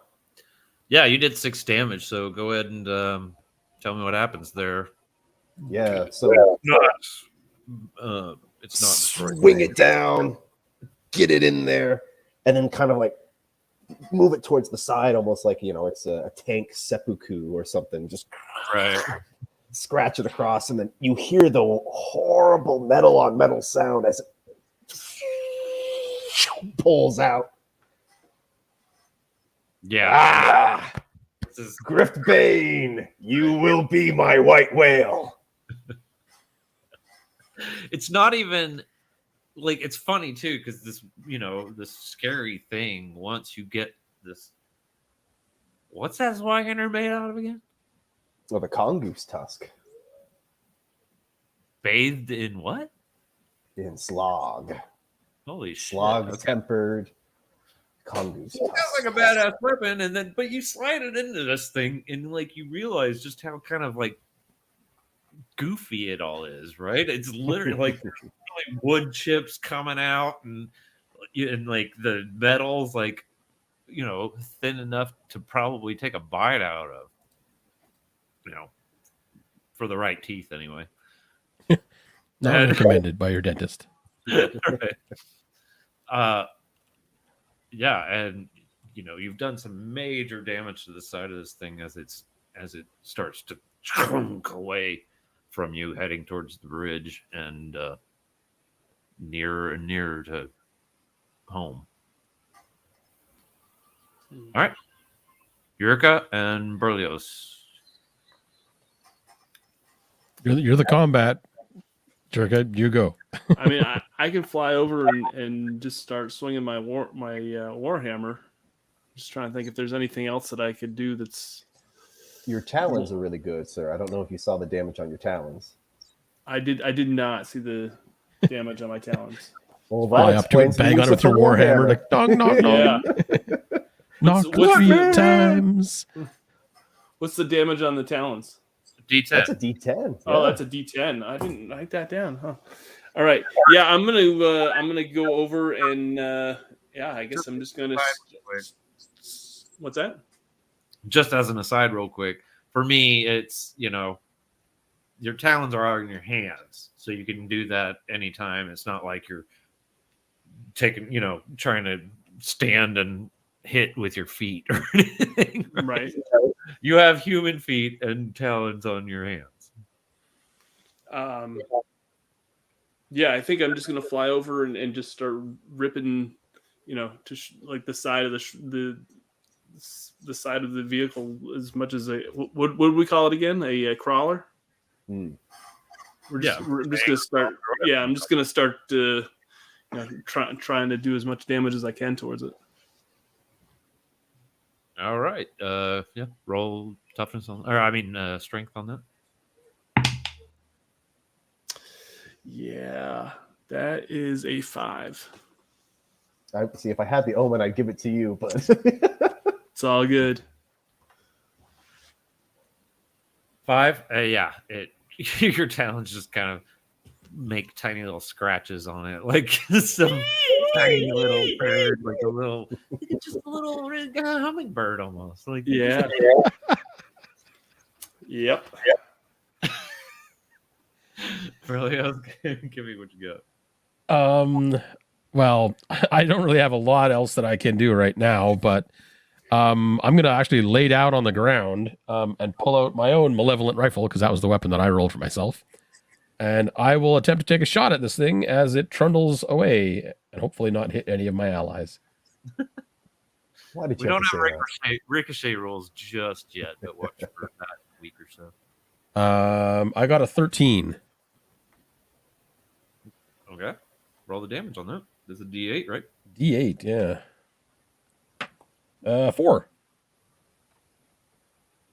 Nice. Unfortunately. Okay. So is that how the ammo, do I like knock off an ammo now, or do I have to roll for that?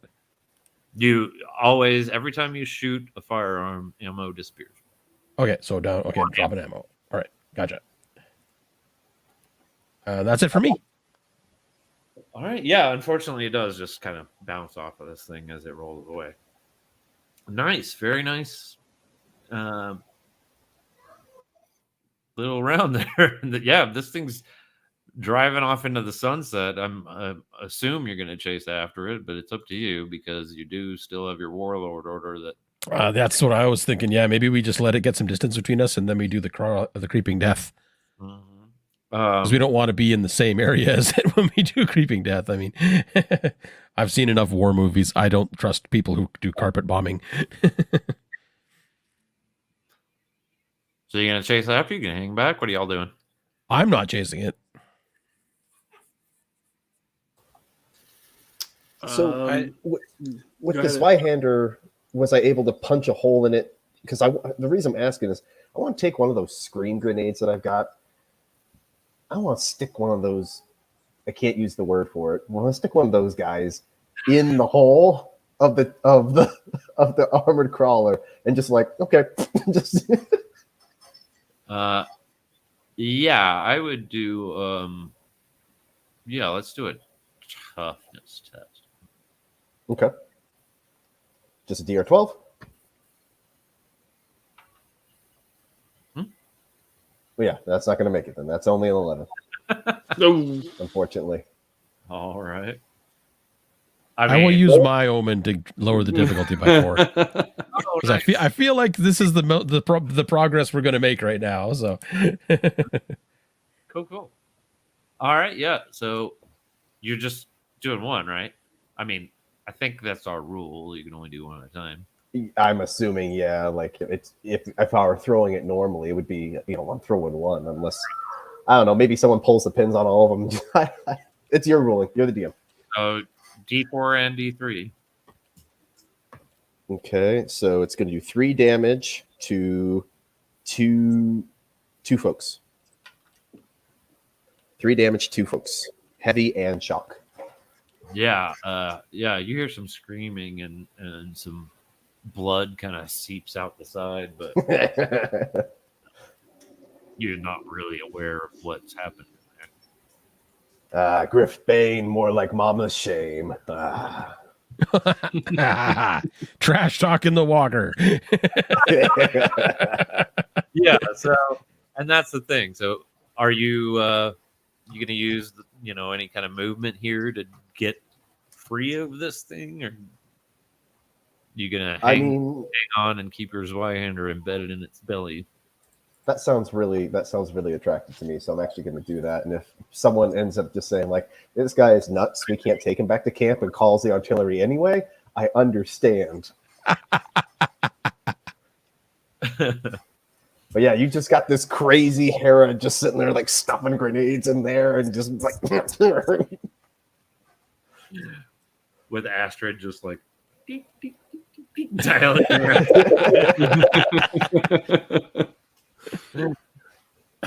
Is this thing, is it on treads or is it actually got wheels?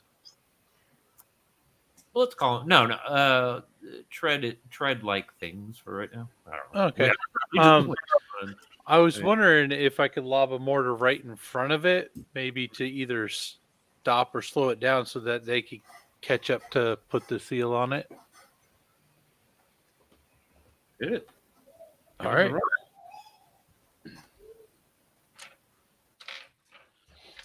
Don't forget to, if you want them to be, so this would be spending your second squad slog, right? Yeah. Mm-hmm.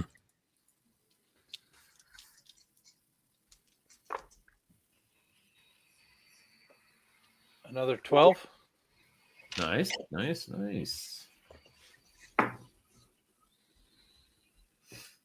All right. Yeah, another 4 damage, and it does start to, like, those tread-like things come kind of crumple, and, like, one slaps off of it. Herod, give me a DR10 agility roll. oof. Of course, it would be agility. So I'm wearing heavy armor, so it's going to be +4, so it's going to be a 14, and I've got a -1. So, and to add insult to Zweihander induced injury, that is a 3 that I rolled. -1 would be a 2. No. Yeah, take 5 damage from this thing coming back and slapping you in the face. Owie. Chunks and chunks of crude metal with, a few sharp, pointy edges. The disadvantage of dismantling this thing is it's going to fall on you. Stop doing that! Can't you see I'm right here trying to kill this thing? I'm just like, what did you say? Carry you over all the boom. And for the sake of this podcast, all he hears. Yeah. You bleeping bleep bleepler. So you rolled your armor. What did you take damage or no? Yeah, I took. I rolled 3 on my armor, so I took 2 damage. So okay, nice. Nice go, Astrid. Yurka and wait, now I lost track. Who's going? Oh, right. Berlioz said you're hanging back. Yurka, you were up on it. Are you kind of kind of like limp flying away, or are you gonna stick with it? I think I'm going to stick with. Birds of a feather, brother. Come on. Yeah, I'm going to We stick can kill with this thing. Come on, Yeah. let's kill it. Is there like an opening or like a window or something that they're like directing this thing? Is there any way that how are they able to see how to maneuver this? Magic. What's that? It's gotta be a hatch or something. Essentially, it's we have a cannoneer, kind of like a cannon, a manned cannon, Right. Or themmed cannon. It doesn't matter, but like this is essentially just on this thing, right? Yep. And then so there's like whatever, some kind of like little slits or just space where the metal where there's like an opening. Yep. Maybe they've peeled it out a little bit, like it is thin. Yeah, I'm thinking I want to go wherever I want to like crawl over to wherever that is on the side of and then just try to open it up and try to punch whoever's like trying to like drive this thing. Oh, you like pry it open with your claws? Yeah, like take my claws. Indiana Yeah, might Jones as well. thing. Yeah, exactly. All right. Yeah. Go ahead. I would say. With the talons. Yeah. I would say go ahead and roll me a D or 10 toughness. Okay. That's a 5. That's my one. That's my one. What? Yeah, I rolled a 5. Okay. Yeah, tell us just how miserably you fail here. Yeah, I like try to crawl up to this space and try to rip it open, and like I feel like as the all the commotion that was going on before with Harad, I go to like try to open that up, and then like as all that stuff's going on, I get like thrown back, and I almost fall to the ground because of the commotion that Astrid created, and but like right before I'm about to fall to the ground, my wings like open up and prevent me from making a hard landing. Nice. So Berlioz, you're gonna take a shot? That's pretty much all I've got left to do. My whole thought process here is that eventually this thing gets far enough away that we can crawling death it. What Birdman and Knife Man do is on them. Me and Astrid, we're gonna survive this. I missed completely. I rolled a 5. All right, yeah. And I have one more shot left. Coming soon, we would reference a table called Ricochets, both comedic and deadly. Ooh. I like that. Maybe I should have just tried to shoot Jerka. I probably would have rolled a 20. Right. That's usually how my luck runs when it comes to me and Doug, actually. Whenever we're trying to do something that's going to hurt each other, we're aces on our rolls. It's true. As it should be. So Yurka and Herod, go ahead and roll shock tests for me, and because of the mortar, and then I'll tell you what's going on with the enemy grunts in terms of shock. Oof, it's getting dangerous up in here. So I roll a That's a failed 17. shock roll. Okay, you passed your shock test. Yeah, I failed and I rolled a 3. I'm already at 5, so I'm going all the way up to 8 here. Wow. Oh no, this is not good. Okay, so you don't do it right now, but in here in a minute. Okay. Whenever it's your next turn. Okay. Okay. Inside of this thing, you're still hanging on with your sword, right, Herod? Yurka's blown free a little bit. Another Zweihander comes flying out. The others comes flying out next to your head, from inside. and this tank just kind of like comes crashing to a halt, and there's blood and guts and grime and gore all over this thing. And then you hear another pop, pop, pop, pop, pop, pop, of a Colt 45 somehow being multiple times fired by someone into their own skull. That's all you know. I didn't know I was sitting on top of a bag of popcorn. So yeah, this thing is just alive enough for you to hear the telltale of them turning some levers or knobs or wheels or whatever to turn this cannon around. And they're about sick of that mortar having fired at them twice. Maybe now it's time for the crawling death. You think? Big old agility tests, Astrid. All right. And you're gonna have to. Well, before you do roll, tell me: are you trying to save the mortar? Yeah. Back up and run, or are you gonna try to just abandon it and run? No, I'm gonna try to save it. Okay. Go ahead and roll it. It's gonna be a DR 14.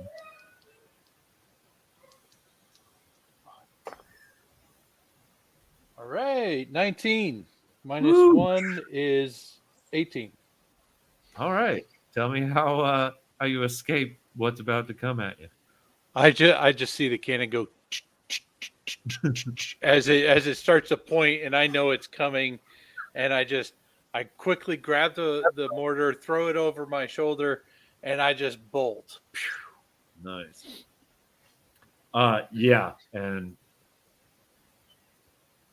behind you, you hear it, just a boom, and like blue smoke and black death, and just screaming at you. And it misses you wide and just demolishes a building next to you. The whole side of this thing is gone. There's no explosion. It just rips right through it. Wow. Ceases to be. Yeah. Nice. That's their turn. They're starting to pile out of this thing, and as they do, you realize there's only 2 of them left. The shock. I don't think we should let it shoot at you again.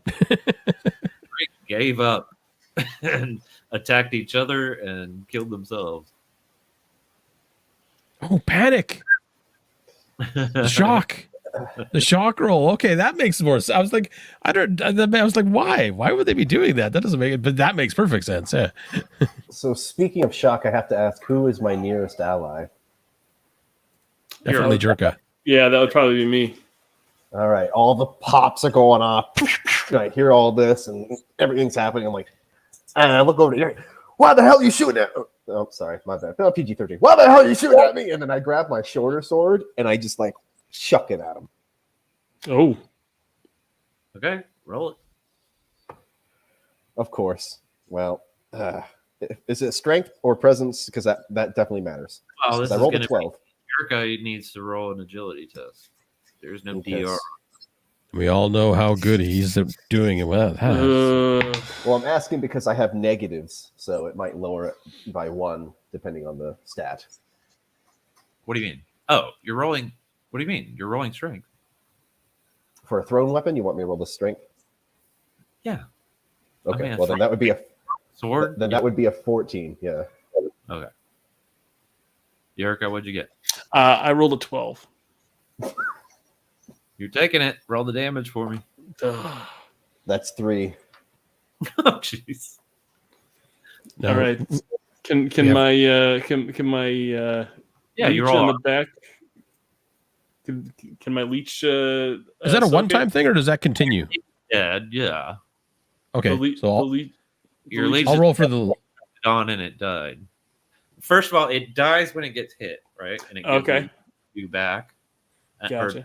or whatever. And then, if you choose to leave it on, then it's a -1 to shock and to a stat, and then it just Gotcha. shrivels up. Oh, okay. Gotcha. So that was 3 damage, and let's see if. You got tier 1 armor, right? Yep. So that's actually only Or doesn't 1. have impact, right? What's that? No, the shorter sword has no impact. So that does 1 point of damage. Excellent. Mm-hmm. I'll teach you to shoot at me again, Birdman. He's like, "Do you see a gun in my hands?" Not no more. Yeah, Shoot! right. I'm shooting my fingernails at you. Flick, flick, flick, flick, flick. Hey, in my shock-induced state, that is headcanon. I'm sorry. Like, doesn't have to make sense to you. You're the one getting stabbed. I love how we've gone through this entire playthrough and nobody ever bothered to even have cover. That's great. All right. So, yeah, I mean, you've accomplished one of your goals, essentially, because this tank is now just abandoned as these guys come out of it.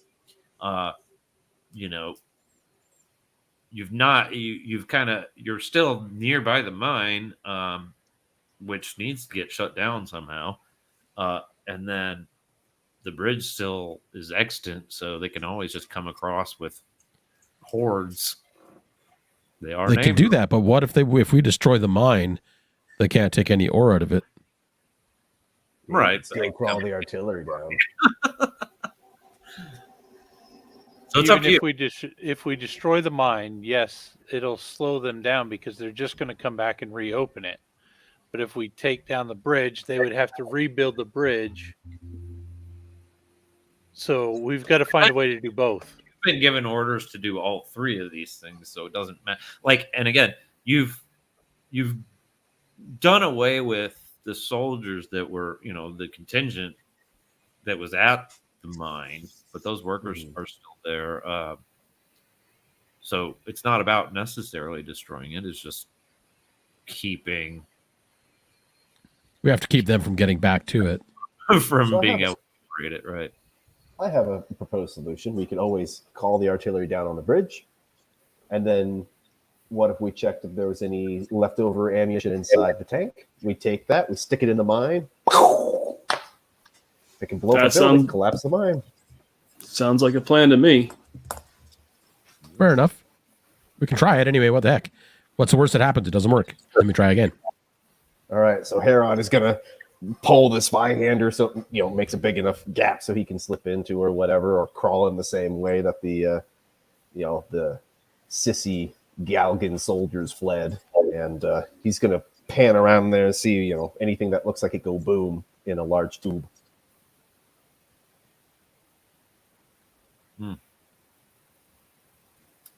Specificity. Where the hell are you now? I'm still on the tank. I only chucked my sword at Yurka, so I'm still on it. So, tell me again. What are you trying to do? Get inside the tank. Narratively, I was narrating how I get inside, but I want to go inside and see if there's any ammunition left. Oh, okay. Inside. See if we can use the tank to try and blow the bridge or the mine, one of the two. Yeah, I mean, maybe I can get inside there and just rotate the thing and shoot at the mine. Yeah, that probably if there's enough ammo left, we could just pummel the mine. Yep. Well, doesn't it use the stuff they were mining? Slog, yeah. Yeah. So It just depends on how much is in it. I mean, ostensibly, it was probably loaded up to take some back, so it should be full. it was all around it in crates. They haven't even loaded. They weren't even loading it yet. They're when everything kind of went down.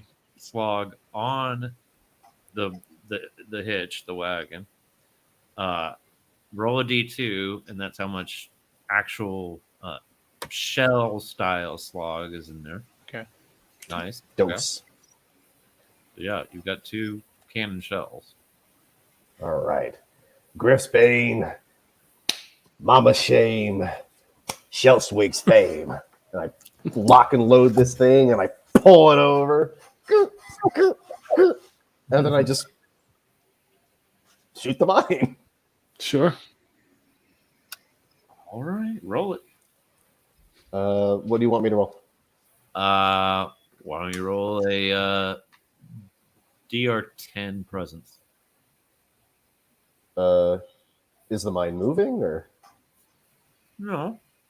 okay? Do you This know this how to might- fire a fucking cannon from a tank? Okay, well that's a very different saying. Like, oh, okay, hey, you get this mechanism is foreign to you. That would be useful information. So Herod gets all excited and Mhm. I don't know how to do this. Someone else got to come in. I don't know how to do this. I mean, there Just are two people milling around the tank about to fire at you too. So. Are you really? You're not going to shoot it then? not with my no. I'm 2 ammo and we miss. I'm not risking that. Yeah, I've got 0 presence, but I mean, I guess I don't. Do you have? Is it better than you? Yeah. Then yeah, I'll go up. I'll climb up and get up to where Herod is, and be like, so what's taking so long here? What's going on? What do we? I'm stupid. I never said I was a good tankman. All right, let me see here. Then I'll kind of fiddle with a few things, and I'll. I already did that. No, see, Yeah, but see, but this is one of those old models. You gotta compensate for the trajectory. Old models. This is the first of its kind. What the heck are you talking about? They don't Sure make them would like be they used unfortunate to. if a carpet bombing happened now, Astrid. And then yeah, I'll try to fire it with the tank. Okay. DR10 presence. Here we go. Oh, that's a 16. Nice. Nice. Roll the damage. That's a DR what? 10? No, DR 12, right? The Let me damage check on the D12. D12. Okay. That's a 12. Nice. Holy shit. And ignores. Oh man. You wrote that wrong. I forgot to change the. I'll have to change that. All right. We didn't. Yeah, I didn't change that. Oops. Yeah. You just split this. This contraption in half. This weight is going. You don't even know what it does. You're just like, shoot it. Just keep pushing the button. Freaking cuts it in half and falls over and makes a big, loud, crashing sound. And it's not like, oil comes shooting out or anything like that. Just something like blue. And it's not shooting. It's just kind of like moving out. And then falling on the ground in strange solid liquid gas ways. This reminds me of when I go to the latrine late at night. It's terrifying. That's a personal problem. Apparently, this is ET PG-13. Can I say penis breath? Blech. All right. So we've got the slugs. We've crippled the division. Yep. So who wants to be the one to go and paint the pretty pictures on the bridge, and then we can go back to Schleswig? I'll go. I feel like we need to send. Was it Scarl? Scarl and Astrid can go do the artwork. Let's jump back here real quickly and I'll clarify that.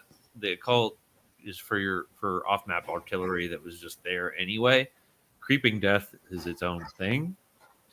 So you tell it what, you say the words that your warlord can hear, magically, whatever. And tell them where you want it, and Creeping Death comes creeping in.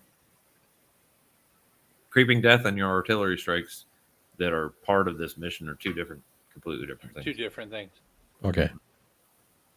Yeah, I'll take Scarl and go towards the bridge and call down the strike. If you guys want to use the Creeping Death on the rest of the workers. Literally, like you can see where you're at. So Okay. if you want to put it in, you're welcome. But Yeah. okay. So who has taken their turn? So this is Astrid's turn. Has Barleyhouse? Have you gone? I have not. Okay. So you're calling in Creeping Death on the bridge. Yes. Okay. Cool. Roll it up. So this is 5d10. Oof. Ooh, big bucks.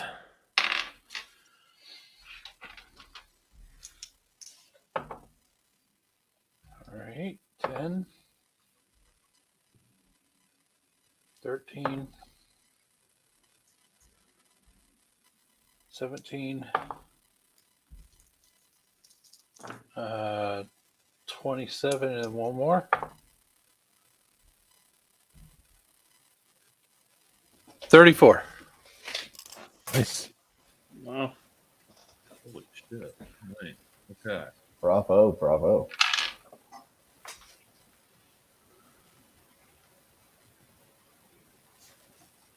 right. Let me roll.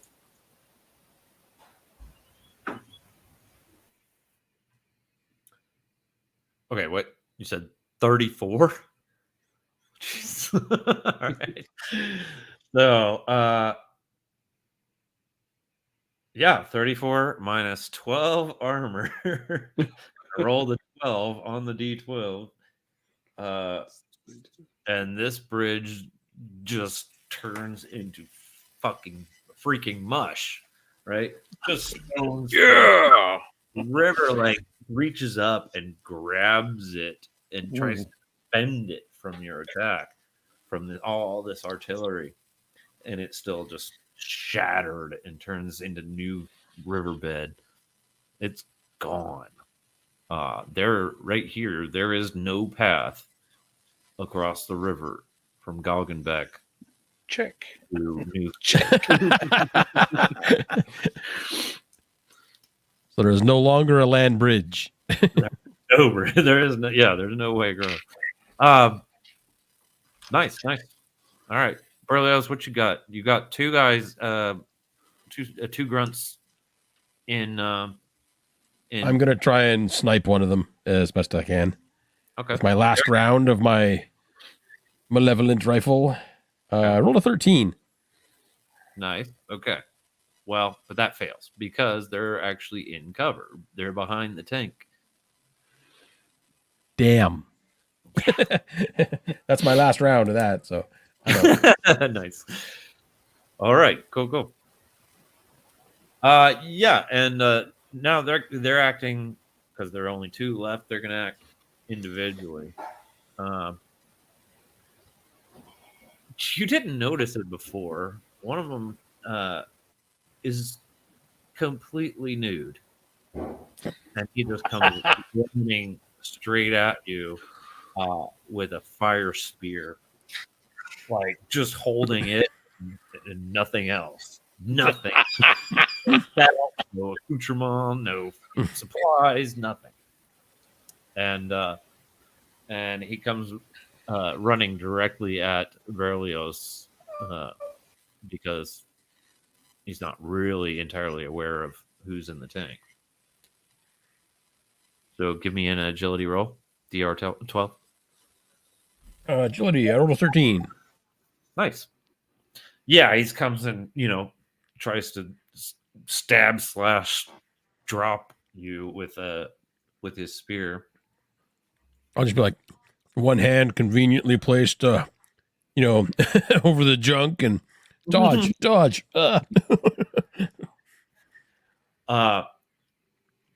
Yeah, it lands in the muck for now. The other person just start barking in this guttural, like, And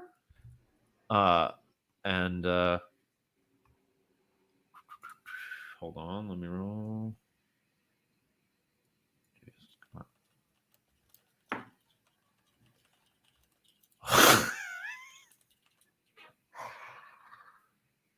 And a cloud of poison gas rises from his throat. Everyone, unless you've got a gas mask, okay. You have a gas mask, you. I punk. do. It says gas mask. I have it right here. I can prove it. Nice. So yeah, you will roll a DR10 toughness to avoid. Everyone else, just go ahead and roll a straight D8. Astrid, probably not you because you're back in the town. I rolled a 2. All right, you now have seared eyes. Take D4 damage, and you have -2 presence forever. D4 damage, you said? D4 damage and -2 presence. Okay. 2 points of damage. Okay, I'm still standing. Oh, You don't need to be goodness able to gracious. Is this what kills Herod? Not quite. This has happened before in one of our play tests. So I rolled a 7, so I have to roll twice on the table. And then I got the 4 and the 5. So I lost D6 HP permanently. And then on top of that, I lose another D6 HP and can never hold firearms again. I'm now sitting at 2 HP with boils and melted hands that are now fused to this Zweihander. He literally cannot let go of his sword now. Great. That's awesome. Awesome. Yurka, what you got? Did you pass? What was it? DR10. I'm sorry. DR10? Yep, I rolled a 12. Nice. All right. Yeah, you got the mask on in time. You just tell us what sound it makes as you pull it on. I just kind of, I kind of have to like finagle it around my Your beak. large. Well, we're not going to call it. I mean, it's a large nose. I mean, come on. If you want to be rude and call it a beak, you can call It's it a beak. But yeah, it takes me a while to kind of get it adjusted over my nose that protrudes out a little bit longer than most, and it just kind of it kind of like gets in there, and I have to kind of finagle it a little bit, and then I just kind of like there's some straps, and I just pull them really tight so that it closes off, and it like almost like gags me for a moment, and then I realize that I have to like kind of loosen it up a little bit so that and then it just you can see it kind of as I breathe in and out. You can kind of see it move, with my breath, and I can kind of see what's happening to Harad, and I'm just really, really glad that I packed that gas mask.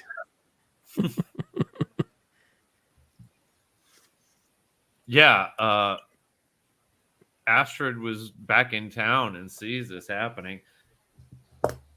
Scarl has been just kind of rooting around amongst the huts and peeing on things and eating like left things.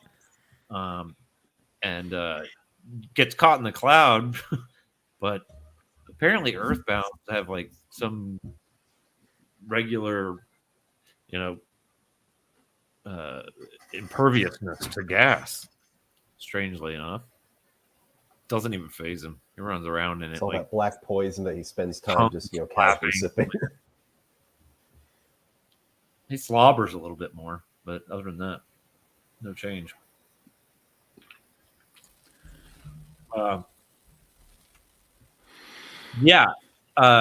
So this nude person decides to pull their spear up out of the muck, ignore Berlioz entirely, and turn and fire on the tank. I approve that message. And they're naked and unafraid. And yeah, so the tank doesn't have any avoidance at this point. You've destroyed its entire being. So, yeah, I'm just going to roll the damage, and y'all are just going to deal with it.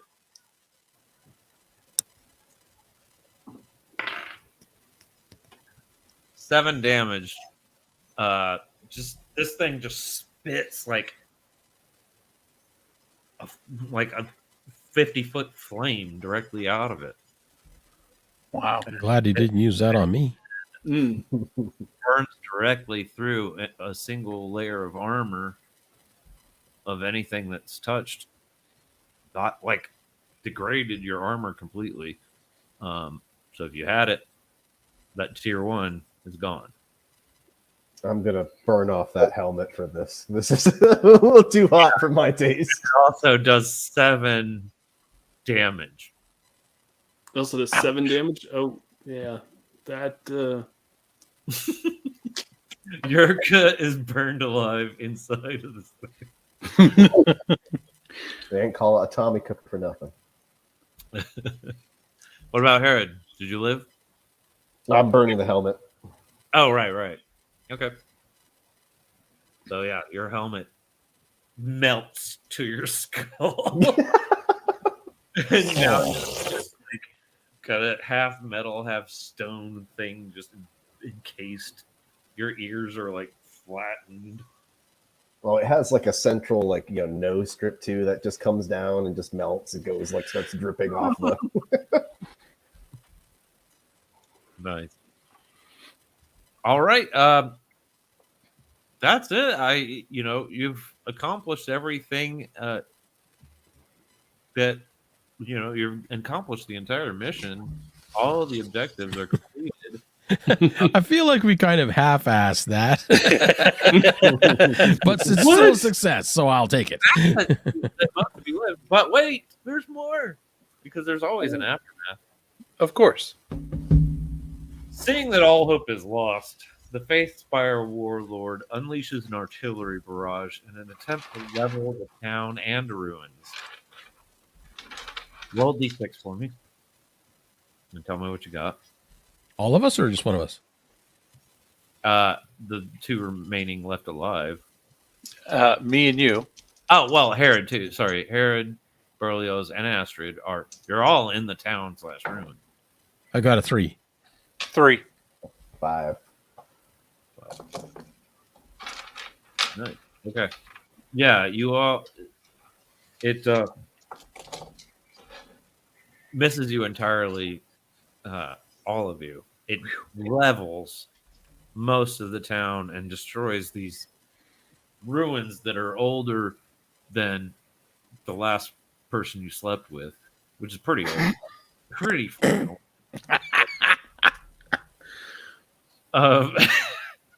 Everybody test shock. Okay. Oof.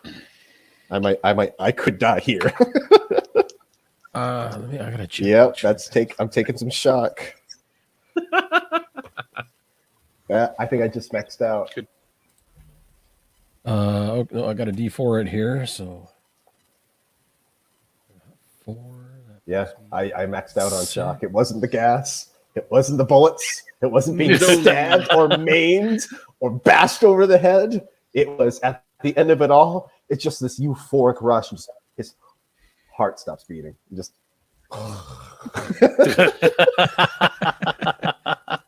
Too much to handle.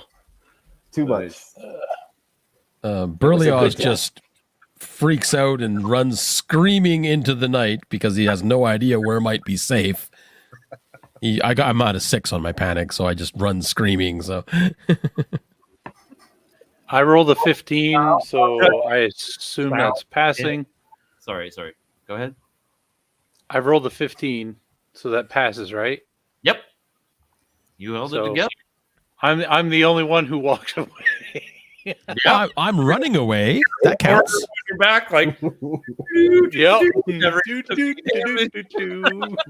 Mission accomplished. You win. With only 2 health points this entire game. Oh wow. Yeah, I was like, yeah, I'll stay back here. You guys go ahead. Yeah. Berlioz, yeah, you run screaming south into the kind of the what was the waste. But the farther you get from Goggenback, the prettier things start to get. I like this. This is a good plan. You see like green for the first time ever, like actual green, not like gang green. And then red, this half pink, half red poppies as far as you could imagine them going into the distance. The horizon just turns into a sea of pink red. And they turn and look at you and go, poof. The poppies? Yeah. What are you laughing at, Astrid? You'll never know. Roll shock You'll again. never Okay, know. I got a 2. Red like this. Okay, so that's going to give me another D4, right? Because I failed? Okay. I got one more point of shock, so I'm up to dark thoughts. Target myself with my weakest weapon. Trigger warning, by the way. That would be my rifle, I guess. I have the bayonet attached, so I can try to stab myself with it, I suppose. You can. I guess. I don't know. Let's see. And I rolled a 5, so I missed myself. In an effort to maybe slash a poppy, I almost slashed my own throat or something. So now, yeah, you live in Newfield amongst the poppies. Free to go about your business.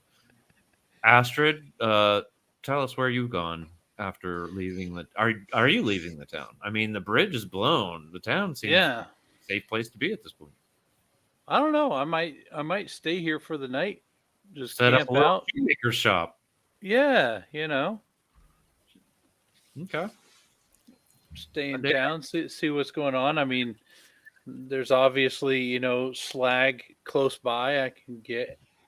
And, Kind of like it's kind of like when the ketchup bottle like decides on its own that it's gonna like come out. yeah, By gravity.